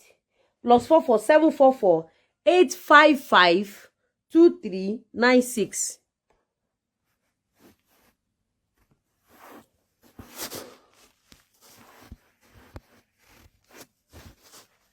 òun rèé òun mo pin yìí tí ẹ bá fẹ́ ẹ lè pè for now ẹ jọ̀ọ́ ilẹ̀ tí mo ní nísìn ẹ jọ̀ọ́ nítorí Ọlọ́run ṣé mọ̀ pé tẹ́ bá ra lẹ̀ tán àwa la máa ṣe fence fún yín àwa la máa gbé gate sí standard gate la dẹ̀ ń gbé sí àwa la máa ṣe bọ́ọ̀ fún yín a dẹ̀ máa secure ilẹ̀ yín fún yín títí di ọdún tẹ́ bá dé àbíjọ́ tẹ́ bá dé kò dẹ̀ sí pé fẹ́ sanwó ọmọ onílẹ̀ mọ́ ṣùgbọ́n ẹ máa san inspection fee ẹ má ní mi sọ fún yín o ẹ máa san inspection fee reason tá ṣe sọ pé káwọn èèyàn san inspection fee ni pé personally nígbà tí mo wà ní Naija èmi fúnra ra mi mo lè mú àwọn èèyàn over 40 lọ sórí ilẹ̀ in a day the stress is too much it's deadly kò easy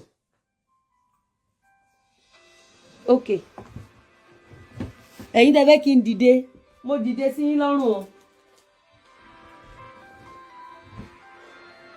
Yeah. Bro Samaga. Hello, sir. Yeah. Sir, alaikum salam ma. Tani ẹ ma.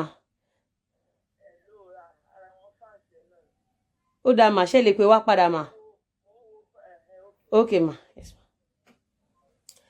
Ẹ jọ̀ọ́ nọ́mbà yìí fún àwọn tó fẹ́ ra ilẹ̀ ni o tẹ́ bá fẹ́ ra ìpara àbí ìparun Àríkẹ́ lẹ máa pè tẹ́ bá fẹ́ ra ìpara àbí ìparun Àríkẹ́ lẹ máa pè tẹ́ bá fẹ́ ra aṣọ or tẹ́ fẹ́ ra gold Àríkẹ́ lẹ máa pè nọ́mbà yìí fún àwọn tó fẹ́ ra ilẹ̀ nìkan ni tẹ́ bá ra ilẹ̀ máa block yín tẹ́ bá ti ra ilẹ̀ máa block yín tẹ́ bá dẹ̀ mọ̀ pé ready ní kẹ́ ẹ pè ẹ jọ̀ọ́ mo wá rest ní ẹ jọ̀ọ́ doctor ló dìdí recommend rest fún mi ẹ jọ̀ọ́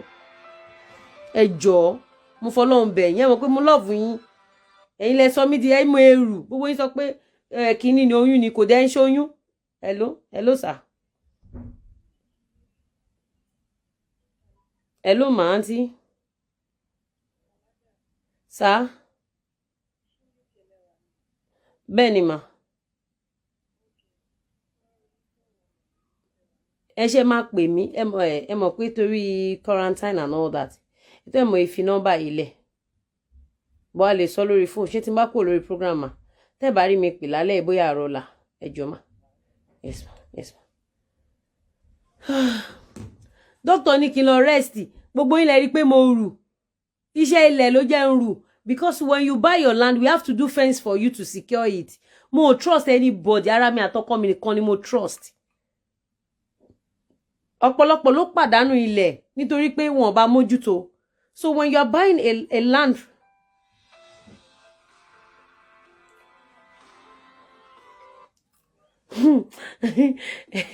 hello sir ma alaikum salam sir yes sir Abramade Sanya anila Abramade Sanya ṣé ń gbọ́ mi sir ani ní Lekki phase 2 precisely ani ní Lekki phase 2 ilẹ̀ gbígbẹ̀dẹ̀ ni kò ń ṣẹlẹ̀ olómi mo ní tàlẹ̀ olómi ilé olómi àwọn èèyàn ló máa order fún èmi ò kì í tà bẹ́ẹ̀ ni ani ní phase 2 bẹ́ẹ̀ ni sir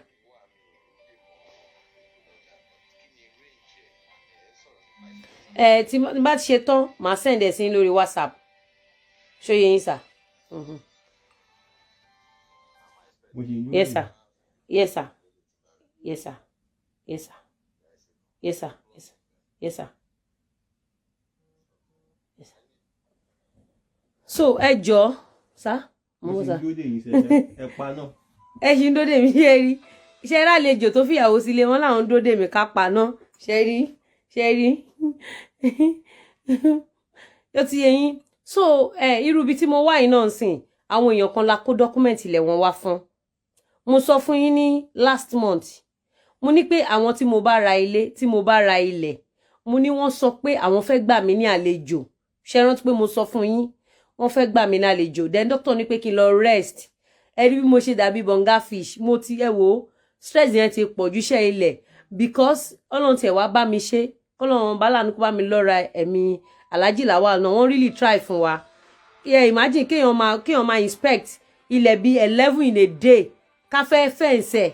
A dẹ̀ gbọ́dọ̀ tètè fence ẹ̀. Hello, Masa. Alaikum salam, ma. Yes, ma. Yes, ma. Yes, ma. Ọ̀rọ̀ lẹ̀ náà ni mo fi nọ́mbà ilé fún. Ṣé ká sọ̀rọ̀ láàárọ̀ la ma? Okay, ma. Yes, ma. Àmì ma. Yes, ma. Yes, ma. Yes, ma. Hello, ma ní pé àwọn fẹ́ ra ilẹ̀ 1 million. Ilẹ̀ 1 million yẹn kò máa ṣe fẹ́ǹsì 1 million fúnra rẹ̀ ò máa ṣe fẹ́ǹsì ìyá mi standard fẹ́ǹsì ni o fẹ́ǹsì tó ga 1 million tá bá yọ owó gate kò nínú 1 million tẹ́ bá fẹ́ ra standard gate ẹ máa rí gate 250 350 pẹ́ fẹ́ ra standard gate gidi irú gate táwa máa ń lò yẹn pẹ́ fẹ́ ṣe borehole ẹ fẹ́ ṣe fence because tí n bá talẹ̀ fún yín mo gbọ́dọ̀ ṣe nǹkan tó máa encourage yín sórí ẹ̀ ẹ understand bó ẹlòmíì wà ẹ worú máa nǹkan báyìí mi mọ̀ bóyá rí fídíò kan báyìí máa yẹn ó wá láti ìlú òyìnbó ó ọ̀nà ralẹ̀ fún ní Kòròdú wọ́n dẹ̀ wá pa sínú mọ́tò kí lẹ mọ̀ tó pa máa yẹn trust probably àwọn tó kówó fún kó bóun ralẹ̀ ni wọ́n arrange ikú ẹ̀ kọ́lọ́mà ẹ̀ka bọ́ sọ́wọ́ rú ẹ̀ if you want to buy something of 10 million naira 100 million naira you can start with 1,000 naira you will achieve it. Tó bá ti ní project wọn ní gbà ẹ́ púpọ̀. Wọ́n ti gbà èmi náà dáadáa ọkùnrin ti gbà mí. Kódà mo ti gbọ́ lọ́wọ́ Mr. Lawal tí mo kó fọ́kùnrin tó dẹ̀ gbà mí neat. Mo dẹ̀ máa ń sọ fẹ́yìn obìnrin. Kò tí ẹ ń ṣe inú òtútù tẹ́ ti ń ṣiṣẹ́ inú òtútù tó lè kánná yìí. Ẹ̀yin tẹ́ wá ń lo òyìnbó. Àwa tá dẹ̀ wá Nàìjíríà náà kò easy inú oòrùn. Tó bá fẹ́ rin ìyànà pájà sí Sango ó lè take for 24 hours. 24 hours yẹn ó ti dé China ó ti dé 24 hours yẹn ó ti dé America ó ti dé padà so àwọn kankan some people be saying ọkùnrin cheat àwọn the truth is as a woman if you are not grounded àwọn obìnrin tó wà òkè gan ò rọkọ aṣẹ́wó èkó tà tó ń polówó gbogbo nǹkan tá dẹ̀ ń sọ yà ń purọ́ fúnra wa ni ẹ jẹ́ ká yọ sex and money from relationship kí ló kù sex and money financial support àti sex ká yọ kó ní relationship kí ló kù it's zero. Zero ni rola ń pa fúnra wa. So as a woman, if you want your children to be proud of you, you want your family to be proud of you, you want your husband to say, meet my wife, you have to be grounded. Start somewhere. Start somewhere. Lọ́dọ̀ kọ́ ni kò ra lẹ̀ lọ́wọ́ mi ò lè ra níbò mi. Tá pélé 500 lágbára ẹ̀ka ó lè lọ ra níbò mi. Bó 500,000 tó bá kó fún mi, ó ti mọ̀ pé ó ti nílẹ̀ lọ́dọ̀ mi nìyẹn. Kó lọ bẹ̀ lọ́wọ́ àwọn tó ń ralẹ̀ lọ́wọ́ mi kó jogún ọdún ló sanwó ẹ̀ tán máa allocate ilẹ̀ fún ẹ.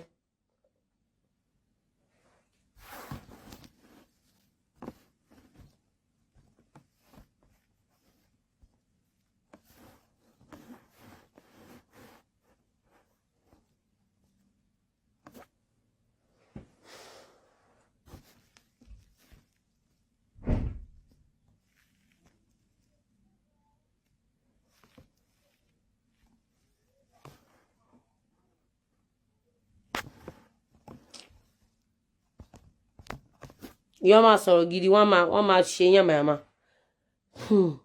Mr. Lawal is not calling me o. Mr. Lawal is not calling me. I'm doing business now. Àpaná ẹja tanná. Àpaná ẹja tanná ká rójú ara wa. Tá bá paná kí Mr. Lawal lọ bá Alájà.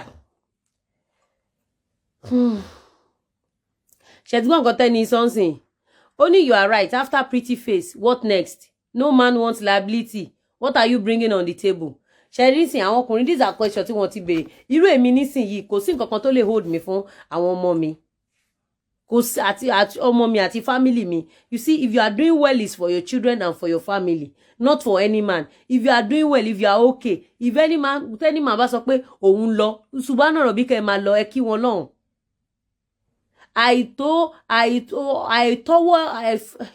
How can I put it? Ọwọ́ obìnrin ò tẹ́tí ló fẹ́ kú torọ́kùnrin kan fi sílẹ̀. Ọwọ́ ọkùnrin kan ò tẹ́tí ọwọ́ obìnrin ò tẹ́tí ló fẹ́ kú torọ́kùnrin fòun sílẹ̀. Tọ́wọ́ ẹ bá tẹ́tí ẹ kí wọn lọ́hùn ló máa sọ fún wọn. How old is my marriage? But I always prepare myself for the worst. Omi sọ wípé ẹ jẹ́ ká yọ okó àti owó kúrò. Sorry. Ẹ jẹ́ ká yọ ti bí ọkùnrin àti owó kúrò ní relationship kí ló kù. Nothing. And even you as a man, if you are not well grounded, àwọn ọkùnrin tí ò tó ẹ máa gbéyàwó ẹ.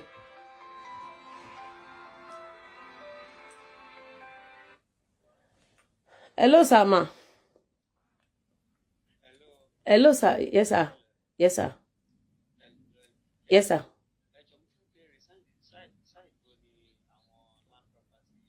Ó wà ní Lekki phase 2, sir. Kì í ṣe tọ̀nà Ẹ̀pẹ́ o. Ọ̀nà Ẹ̀pẹ́ kọ́ nílẹ̀ wá wà sá o. But tẹ́ bá ṣe tán ẹ lè bá sọ lórí WhatsApp. Bóyá alẹ́ yà bá rọ̀lá. Yes, sir. Ṣé o yé, sir? Yes, sir. Yes, sir. Reason tí a kì í ṣe ń sọ location ilẹ̀ wa online ó ní pé àwọn ẹlòmíì máa lọ fi tá bá dárúkọ àdúgbò mi àwọn ẹlòmíì máa lọ fi ilẹ̀ tí kò dáa wọ́n á lọ fi tàn yín. Wọ́n á fi tàn yín since tá ti dárúkọ àdúgbò yẹn. Meanwhile wọ́n máa talẹ̀ kan fẹ́yàn 10 ńgbà míì. Ìgbà míì wọ́n talẹ̀ yẹn cheaper fún bí èèyàn 4. Tẹ́ bá bẹ̀rẹ̀ ìjà wọ́n á sọ fún ẹni tó ra lẹ̀ lákọ̀ọ́kọ́ pé yẹn gbà tí ìwọ náà táàrí ẹ lórí ilẹ̀ la ṣe tà. Ìwọ náà settle àwọn people yìí. Wọ́n fi àwọn ọmọ onílẹ̀ kóòtù ní second home wọn ràn ya anybody. Wọn ò ní kankan tó fẹ́ protect.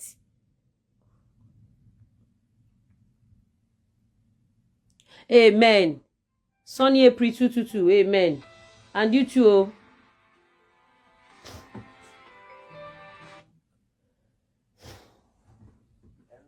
Hello, sir. Yes, sir. Ẹ kálẹ́, sir. Ẹ̀gbọ́n mi. Ibo lẹ wà? Oh my God, yo. Ìgbà lẹ máa dé bí?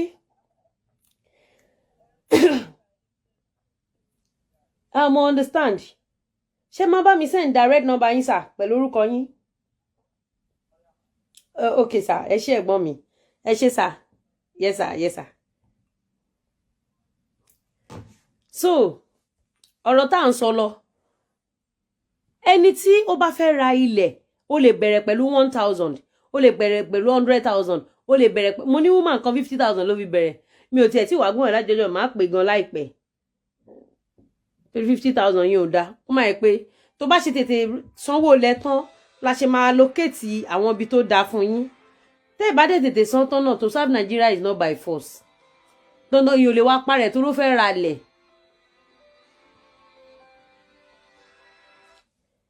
Hello, sir, ma. Yes, sir. Ẹ kálẹ́, sir. Bẹ́ẹ̀ ni, sir. Bẹ́ẹ̀ ni, sir, lè bá sọ. Kì í ṣe ìsọlọ kọ́ta o. Mi ò nílẹ̀ ní sọlọ o. Mi ò ní ẹ tí nǹkan tí mi sọ mi ò nílẹ̀ ní sọlọ o. Ẹni tó bá fẹ́ ra lẹ̀ ń sìn àwọn ni kí wọ́n pè. Tó bá yẹ pé next year lẹ fẹ́ ra lẹ̀ or next month ẹ má pè. Torí àwọn price yẹn vary. Àwọn ilẹ̀ kan wà tata ní ẹ jẹ́ ká wà àtàwọn ilẹ̀ kan ní 30 naira ní 2-3 months ago. Mo yẹn bá yín sọ̀rọ̀ àwọn ilẹ̀ yẹn ti di 15 naira. Because as àgbà tata lẹ̀ yẹn cement was 2.6, 2.4. Baba, am I right? As àgbà tata lẹ̀ ní 30 naira yẹn cement was 2.4. Ẹ mọ ìtàn ta cement ń sìn. Ẹ mọ ìtàn ta block ń sìn. Ẹ mọ ìtàn ta irin náà dẹ̀ tí wọ́n. Ẹ mọ ìtàn ra gate ń sìn. As àgbà yẹn bàbá máa ra gate àwọn standard gate àwọn 180, 220. Nísìn gate tá ra ní 180, 220 yẹn àwọn gate yẹn ti lọ sí 350. ṣó ti yé yín ìwọ tó bá mọ̀ pé oníkan rà ẹ jọ̀ọ́ ó ní kẹ́ ẹ pè mo bẹ̀ yín ni ẹ jọ̀ọ́ tẹ́ ẹ bá ní kankan rà ẹ má pè ẹ jọ̀ọ́ ẹ rí pé mo ti dàbí ẹja gbígbẹ ẹ rí pé mo ti rù gan mo need rest doctor ní kí n lọ rest ẹlòmíì ní pé mo lóyún oyún ni stress ni mi ti ṣe nǹkan kan láti wà tèmi àti Mr. Lawal ẹ wo ogun rè àbógun kọ́ rè mo mọ̀ pé ẹ lájẹ̀ mo mọ̀ pé ẹ lájẹ̀ mo mọ̀ pé ẹ lájẹ̀ kí ló ń pa yín lẹ́rìn sìn bàbá yìí lò ní sìmẹ́ǹtì ń sìn sà. ó dàbí 3-2. 3-2. 3-5 ní tẹ́lẹ̀ bó ṣe àbójú wá ti ṣe. wọ́n ní 3-5 ní tẹ́lẹ̀ wọ́n tún dá padà 3-2 ń sìn.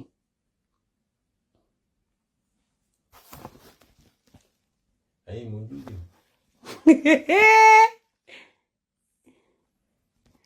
kí ló dé ń dúró dè mí ṣé bẹ́ẹ̀ níyàwó yín nílé àdéhùn wo kí làdéhùn èmi àti yín.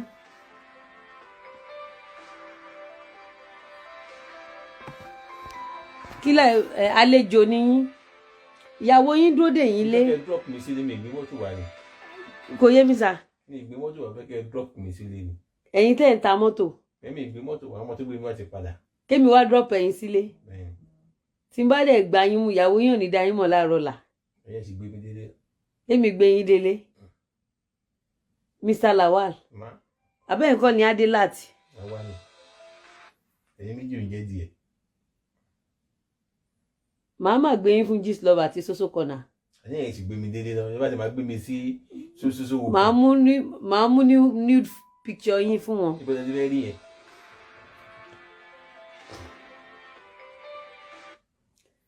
ṣẹ́rí tẹ́ bá fẹ́ ra ilẹ̀ ṣé ń gbọ́ mi èmi tí mò ń ta ilẹ̀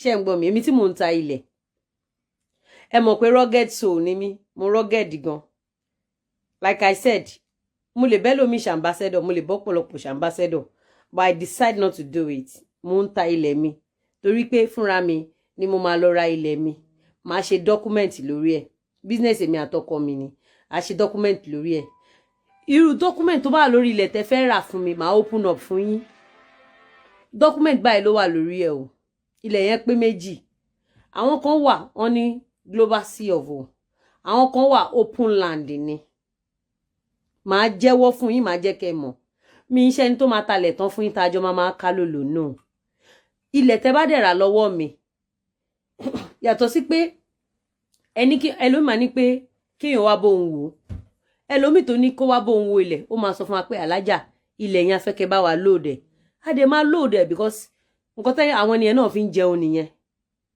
so ẹni tó bá rán wá bá wa tó bá ní ká bóun lóòdùlẹ̀ tí ò bá lóye àṣẹ bó wò ní mọ̀ ìwọ kàn máa ní lágbájá máa bá mi wọlẹ̀ kò sí ìtò kan wà ìwọ lóná máa bẹ̀ wọlẹ̀ ilé tó bá ní ká bá iye tẹ́ni ẹ bá ní ká bóun fi kún la máa fi kún but ordinarily àwa ò kí ń gba agreement and commission a kì í gbà kankan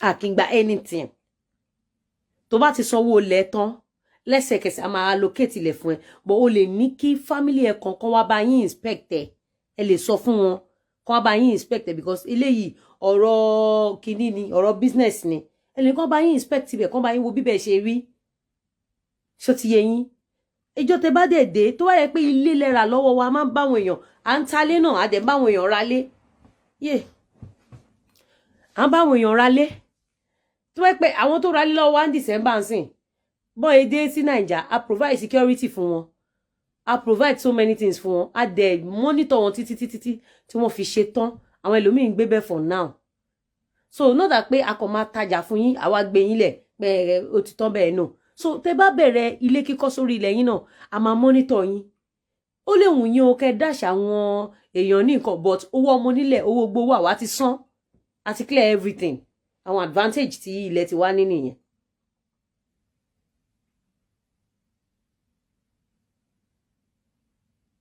àwọn èèyàn ní kí n paná. ẹ ṣé o. àwọn èèyàn ní kí n paná mi ń paná o. ẹni ìyá wèrè. tẹ́ bá fẹ́ ra cream àríkẹ́ni kẹ́ ẹ pè sóyòyò wà pọ̀nmọ́ funfun wa tẹ́ bá fẹ́ ra tirun náà because especially ẹ̀yin tẹ́ ń gbé nílùú òyìnbó àtẹ̀yin tẹ́ máa ṣiṣẹ́ gan èèyàn ní láti take care èèyàn irun mi sùn tó yẹ pé mi kó àwọn kìtì mi dání ó máa ti break tán mo rí pé ó ti ń já ọyẹ́ ti ń mu skin náà ó máa crack tẹ́ ẹ̀ bá ti rí nǹkan gidi fi para ó máa crack then ibi báyìí torí òtútù ó máa ń kọ́ bomi gbóná gan so ẹ ní ìdí nǹkan tẹ́ máa fi treat knuckles yín àtẹsẹ̀ yín kó má bàa dúdú because tẹ́ bá ti ń kọ́ bomi gbóná ju ọwọ́ yín máa ní dead skin tó bá dẹ̀ ti ní dead skin kò sí para tẹ́ lè fi pa ó máa bọ́ọ̀ ní ó máa dàbí bọ́ọ̀lì ó máa dàbí bọ́ọ̀lì.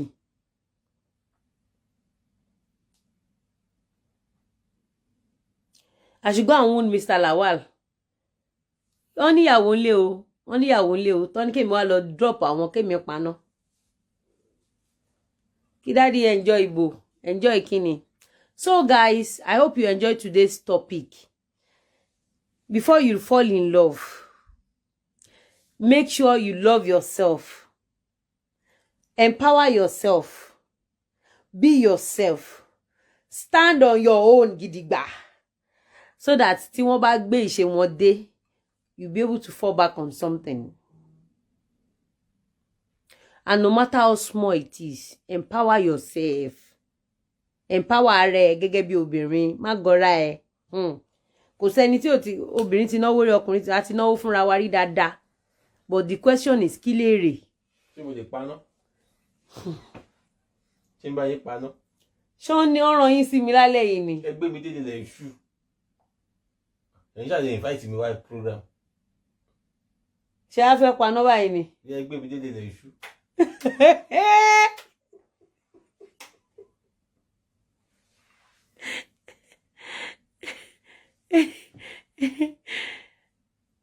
Ẹ̀yin disturb mi ṣe mọ̀. Ẹ já mi sílé kẹ́ padà program yìí. Mo ti máa já yín sílé kí n padà ṣe program. Ẹ máa fẹsẹ̀ rìn lọ. Ẹ pàlájà kan wá gbé yín. Wọ́n ti dá mọ́tò padà ẹ gbé mi délé. Ẹ pàlájà kò sí fún nọ́mbà lájà lọ. Ẹ stop ẹ̀ náà.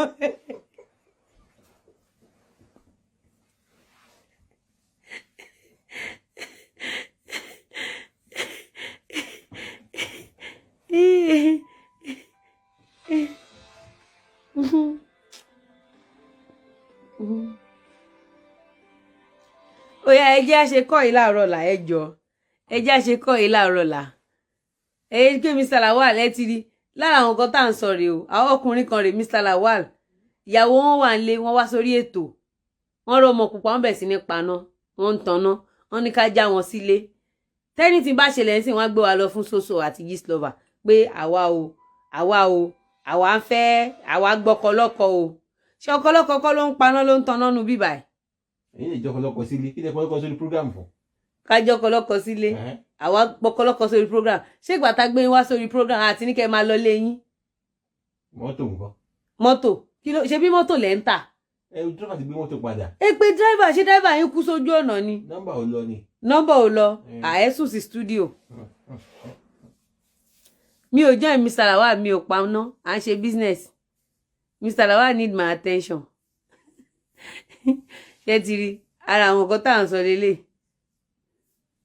ọkọlọ́kọ lórí program ẹ ti rí ó yá ẹ vote ẹ̀yin wo lẹ fẹ́ ká paná kí n máa lọ ẹ vote o ara àwọn nǹkan tá à ń sọ rè ẹ wò wọ́n sìn ìyàwó wà nílé o ẹ paná àlájà one àwọn èèyàn ní kí n paná àwọn èèyàn ní kí n paná ẹ má ti paná ẹ má ti paná.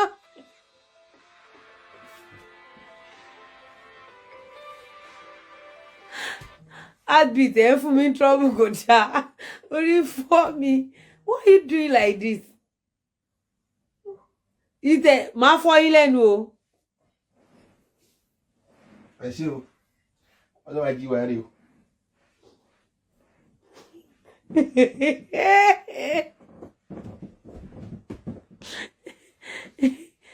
à ń rórí yín o.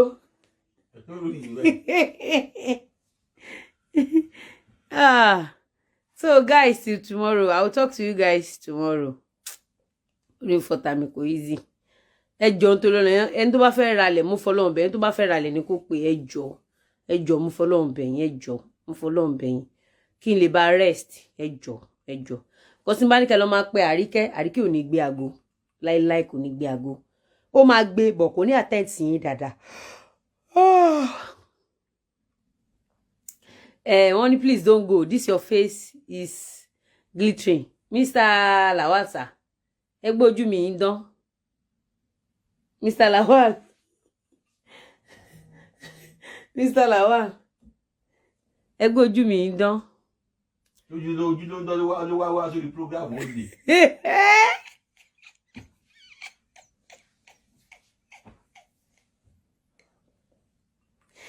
Ìgbà tẹ́ pé wọ́n ló lè sìn, kí ni wọ́n fẹ́ jí lọ́wọ́ yín? Kí ni wọ́n fẹ́ jí gbé lọ́wọ́ yín? Ojú tó ń dán lórí gbogbo ọ̀rọ̀ tá a sọ lẹ̀. Ọ̀rọ̀ wo lẹ́yìn sọ jàre, kí lẹ fẹ́? Gbogbo àlùbáàmù ta fún wọn, ojú tó ń dán lórí. Ẹgbọ́n èèyàn kọ́ wà ń bíbá ẹni are you married? I want to marry you. Kókó wà. Hello. Tí wàá bá rí 15 billion wa. 15 mi kí ló dé? Ẹ faná síbẹ̀ ni. Kí ló ṣẹlẹ̀? 15 billion péré. 15 billion. Naira or in dollar? Pounds. Pounds. Ẹ ti ẹ̀ lé aṣẹ́ cheap. Ẹ̀yọ́ kò wá lọ́ka tó mọ̀. Tó bá yọ owó yẹn lówó Dangote, àmọ́ dára ń gbèsè. Owó lè mọ gángan. Èèyàn kan ní please go and sleep, let Alhaji talk. Ibo lẹ ti rí twins. Ṣé ojú ojojú olóyún? Mo sì wá ń bí o.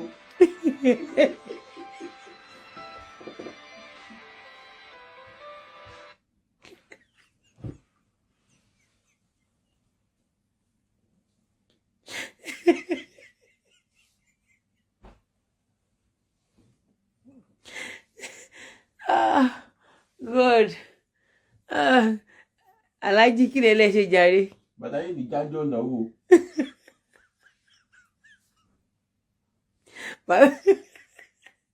Tí bàtà wọn bá já lọ́jọ́ náà ó ń kọ́. Wá ti ròyìn. Tálátòlò. Bàtà wa ń sọ fáwọn fáǹsì mi pé ẹ ṣì wá ń bí, kí nìyẹn kọ wa? Kí lẹ̀ ń sọ fún wọn? Wọ́n lè bá lé ewọ́ ta ni. Wọ́n lé mi bọ́ síta. Ẹ̀jẹ̀ rí kọ́ tá à ń gbà báyìí máa gbá ní báyìí máa gbà mọ́jú nìyẹn. Okay guys, ẹ̀rí Mr. Lawal ti wọ́ mọ́ wa lọ́wọ́. You want to see me jump? 1, 2, 3, 4, 5, 6, 7. Yeah.